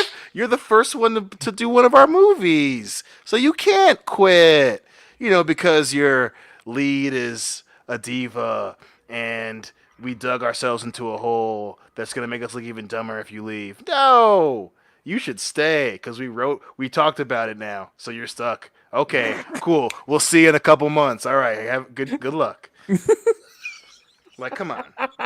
What's with everyone trying to con motherfuckers? All this news these last week and a half is just con jobs. And obviously, don't get me wrong. Clearly, it's to shield the film, but they've lost like 3 directors up until this point. Yeah, they have.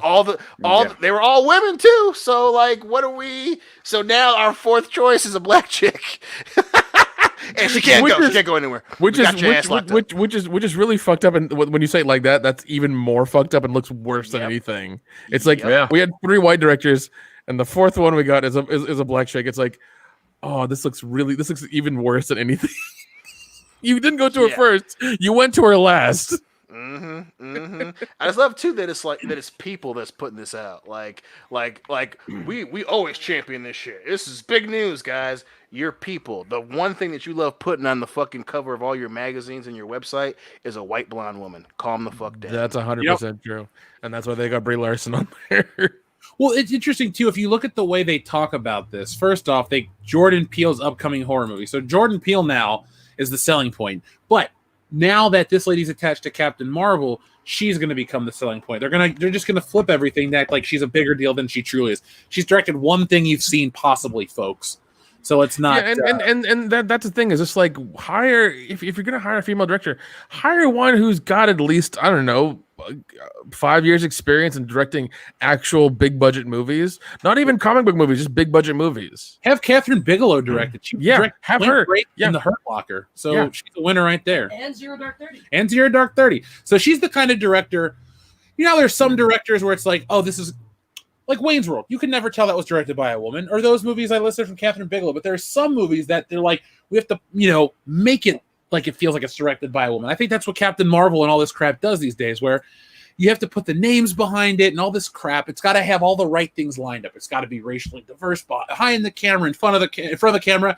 It's like, look, you can't run away from all the shit Brie Larson said, and you can't insulate yourself by having a black female director.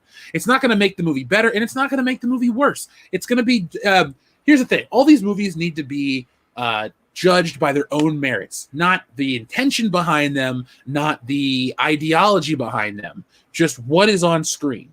And what we have seen from Captain Marvel has not been good, and what we've seen from this lady has been nothing because she's an unknown element. Could she be amazing? She very well could be. But the one argument I'm hearing, and I don't like it's coming from Deadline, who first off can't spell a person's name right, they're saying Marvel is known for switching up its directors to keep franchises fresh. That's not what fucking happens. 4 fucking times?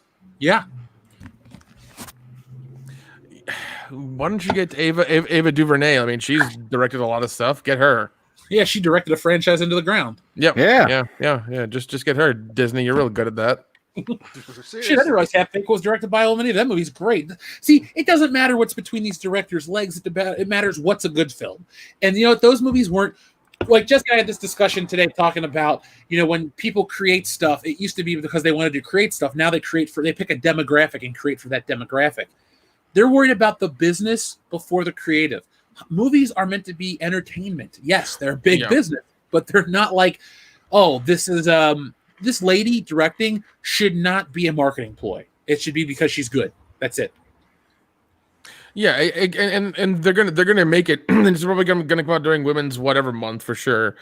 Captain Marvel Part 2 is gonna do that again, and they're gonna be. And if it makes $1 billion again, I'm gonna be like, you guys really win in on this shit again? Seriously, who shoveled in the buckets of money into this piece of shit? Come on now, come on.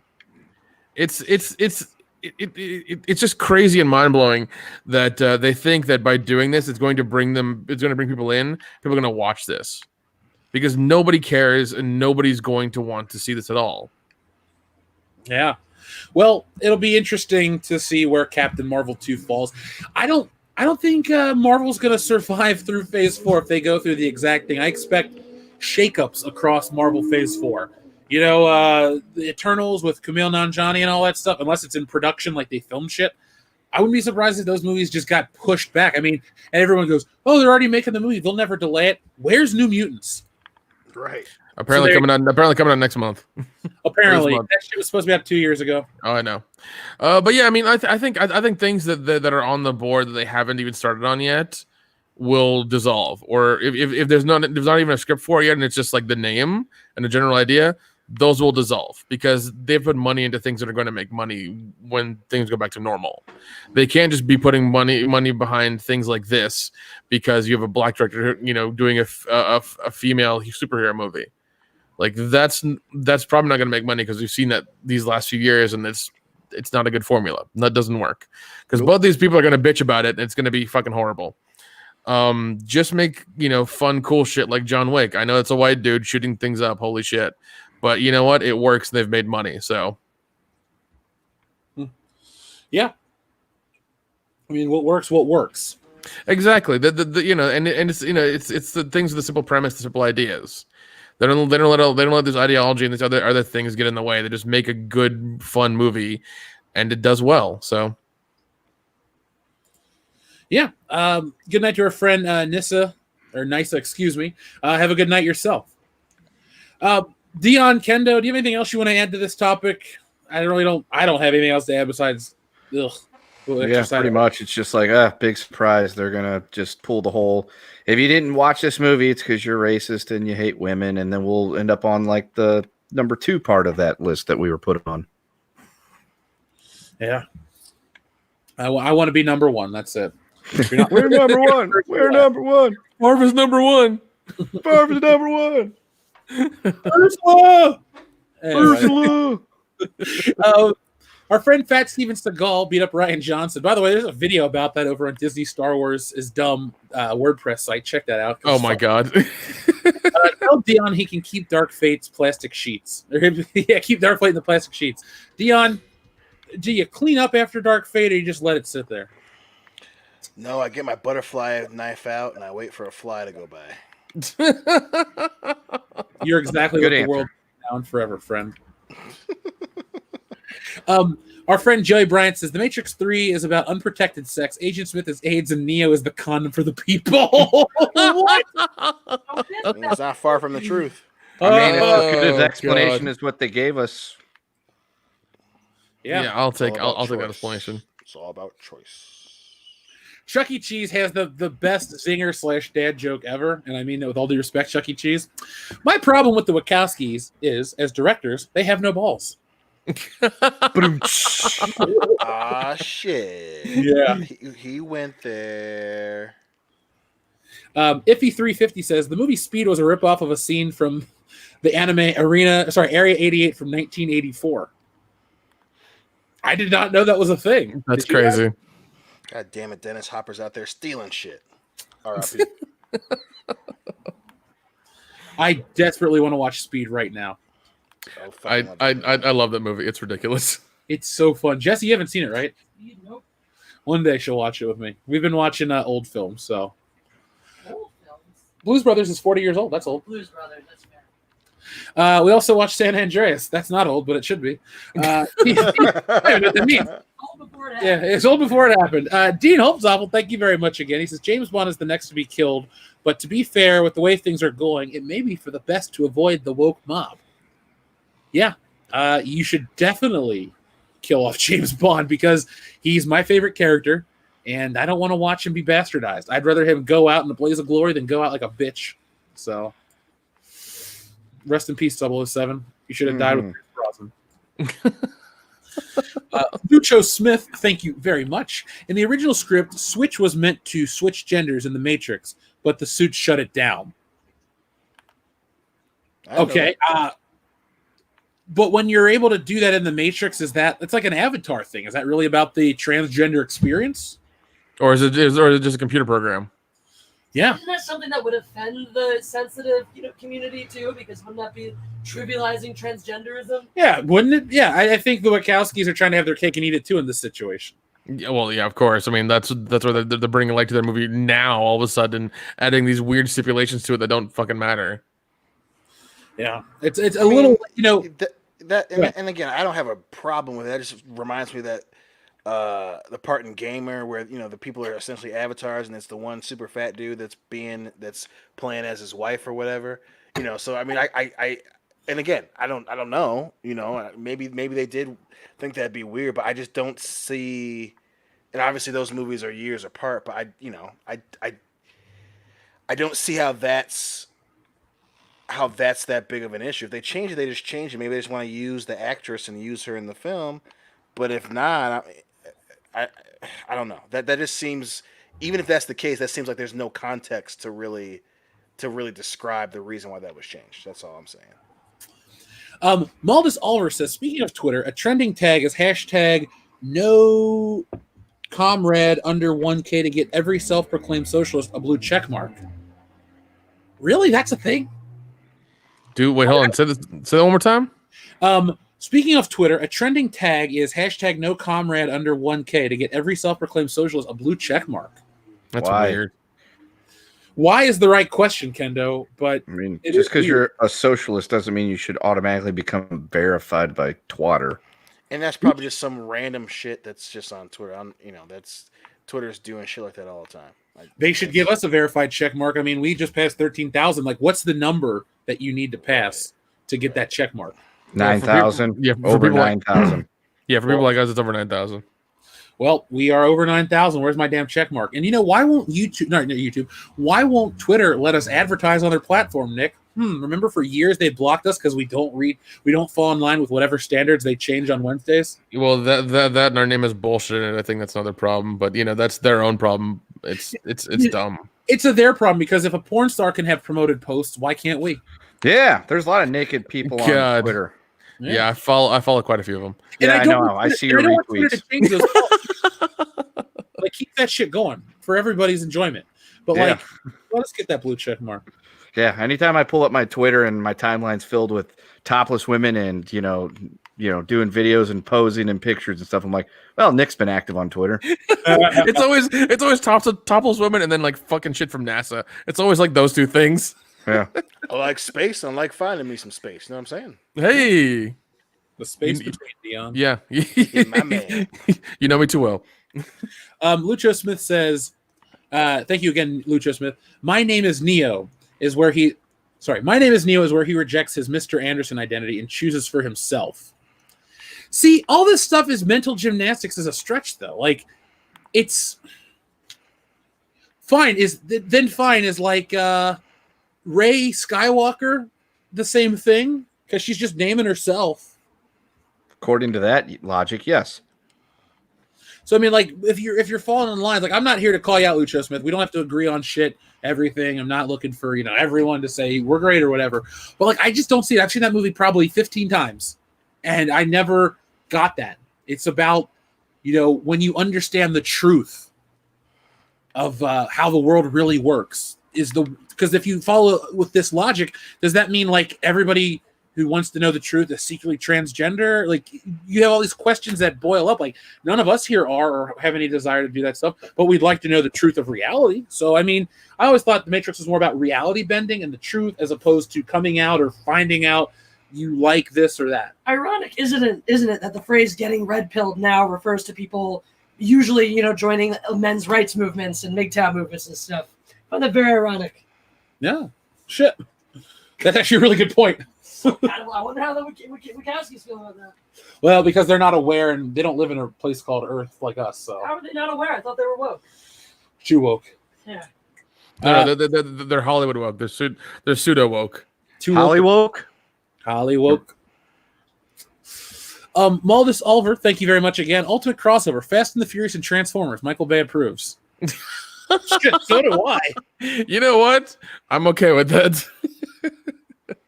I really want to see that movie now.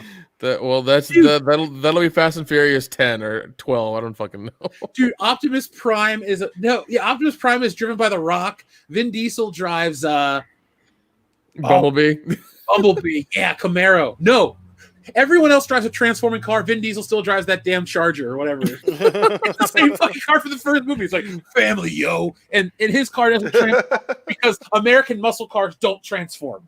It's some kind of it's a statement on that. I'll buy that. There you go. Yeah. My Because family 1 mile at a time. he's getting up there in age. It's probably going to happen for real. Yeah.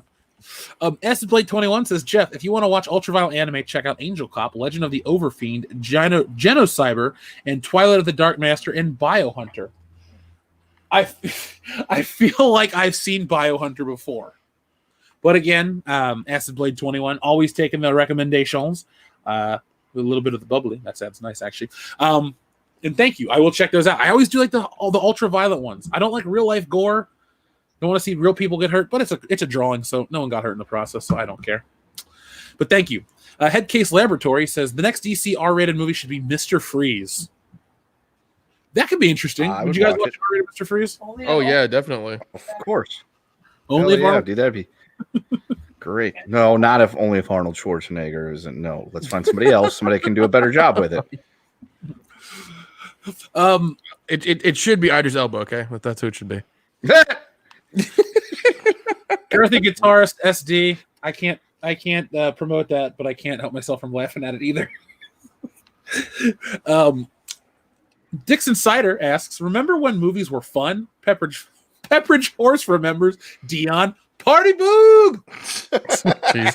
Yeah. All of the 80s and then like some of the 90s. Yes, I missed those fucking days. Oh yeah, I went and saw Gremlins the other day at the theater, and I'm like, God, movies used to be so much fun.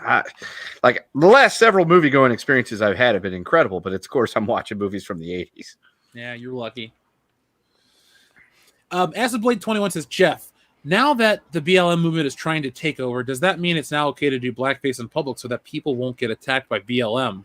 I mean, I know you're asking this comment in with sarcasm, facetiously, if you will. I wouldn't be surprised if that's the next step in society. And I'm not trying to be, pandering to you or something. I honestly wouldn't be surprised if that's the next step. We live in a fucking parody. That's all the world is right now. It's a parody of its former self. It's embarrassing. And would you guys be surprised if that's something that happens, at least out here? No, I mean it's people going around pulling the doziol. Yeah, the old Dolezal. Yeah. I mean it's 2020. The whole year has been just like hold my beer. So yeah, It'd be silly. Just flush this entire current situation down the toilet and start over. I would like that. We get a mulligan. We don't have to pay taxes for this year. I don't care with that. Thanks, government. Fat Steven Seagal beat up Ryan Johnson asks a really good question. Who's creepy enough to play Woody Allen? Michael Cera. Michael Cera. Michael Cera. Yeah. Or I can see that. Jesse Eisenberg. Yeah. Oh, for sure. Yeah, that would work too. Here's what you do. Every time you cut away from them, they change and you can't tell. Yeah. The old Keira Knightley, Natalie Portman gag. There you go. You get it. You get it. That hasn't worked since Saigon, eh, Slick? I was in junior high, dickhead. Yes! TLJ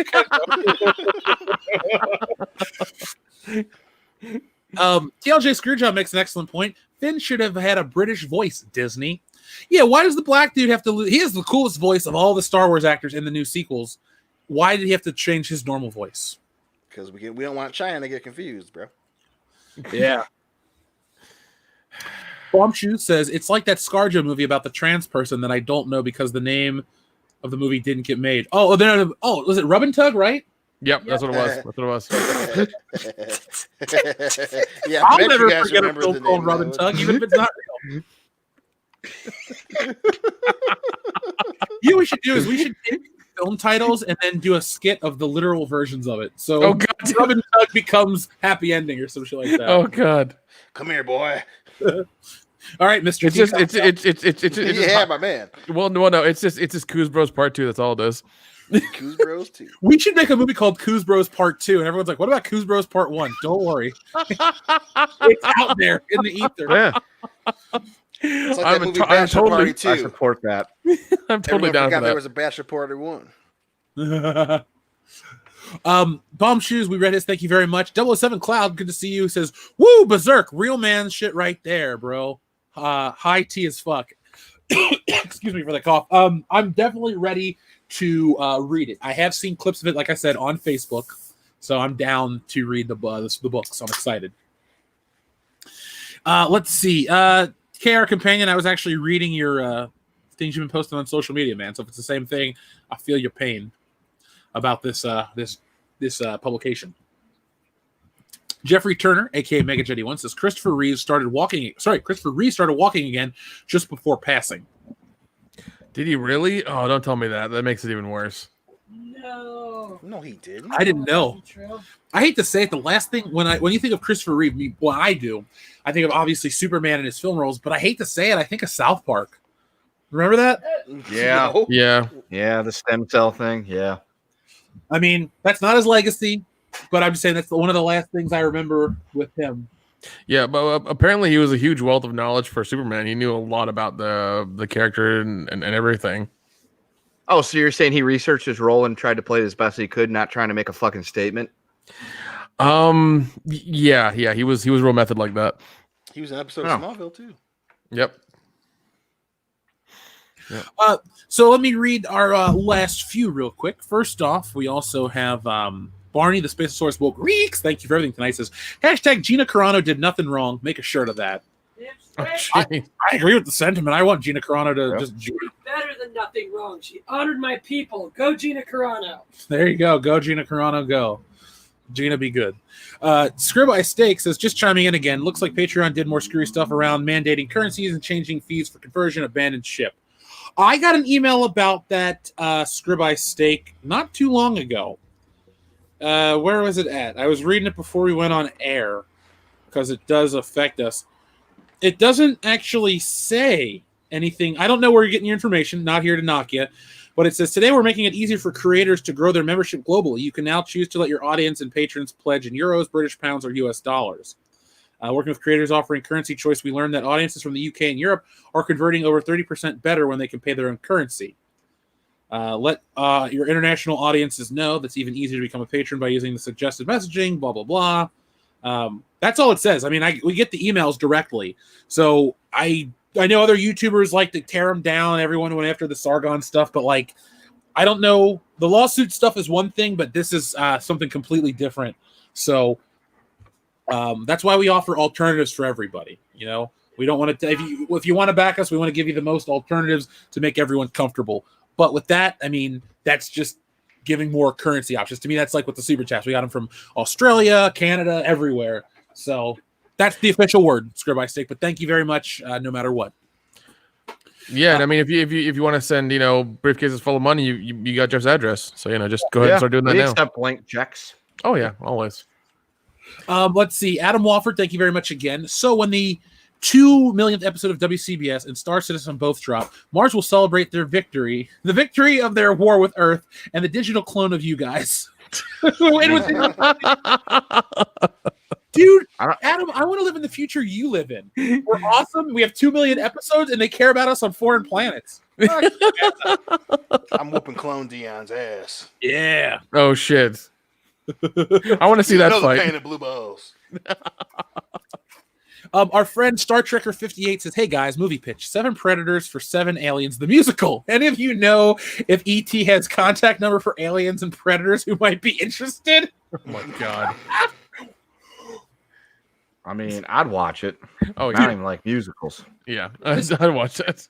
This is an amazing idea that straight up reminds me of that scene from Spaceballs. Yes. Oh, I love it. I love it so much. Thank you, Star Trekker 58. Escamotophono says, stay white and never change, LOL. Dion, take the advice. Stay white and never change, bro. Damn. Never. Fucked.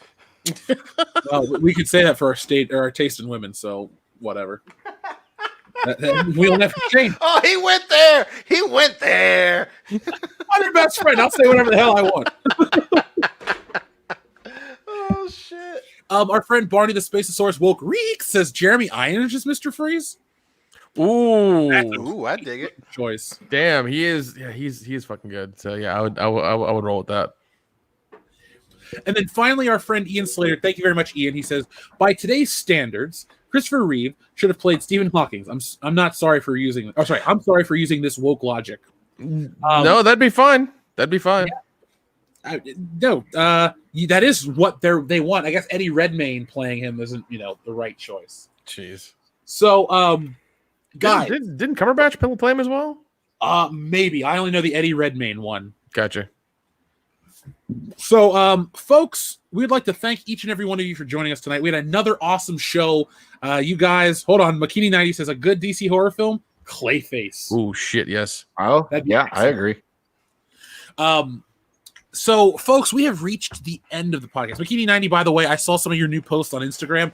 Excellent ink work, man. Excellent ink work. I'm trying to learn a little bit from your line weight skills, but we'll talk later.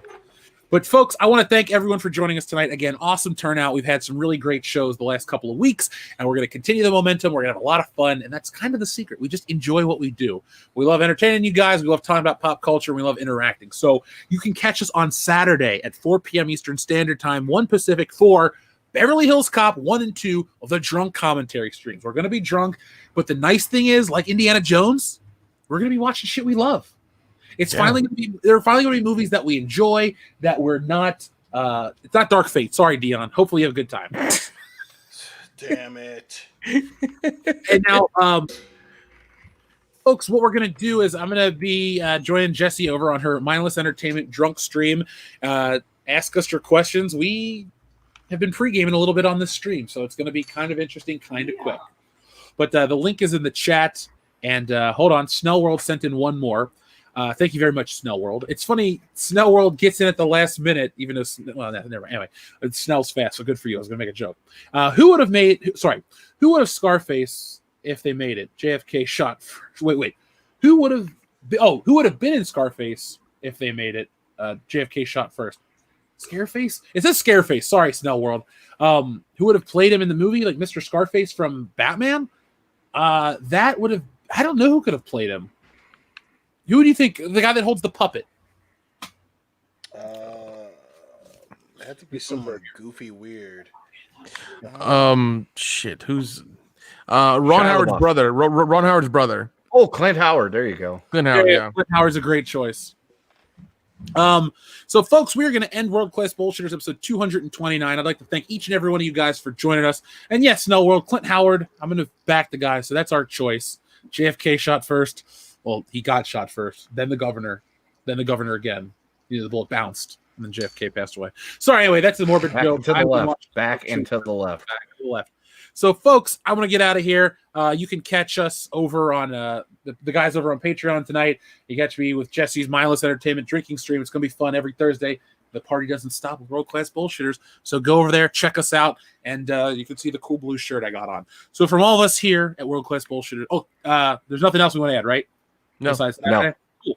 Perfect. All right. So, guys, thank you for watching. If you're listening to us on iTunes, give us that 5-star review so we can be easily found in the index, not for our egos, and spread the word all over social media. So from all of us here in the community, World Class Bullshitters, Fandom Menace, thank you, good night, and always be excellent to each other. It's always for our egos.com. Boom!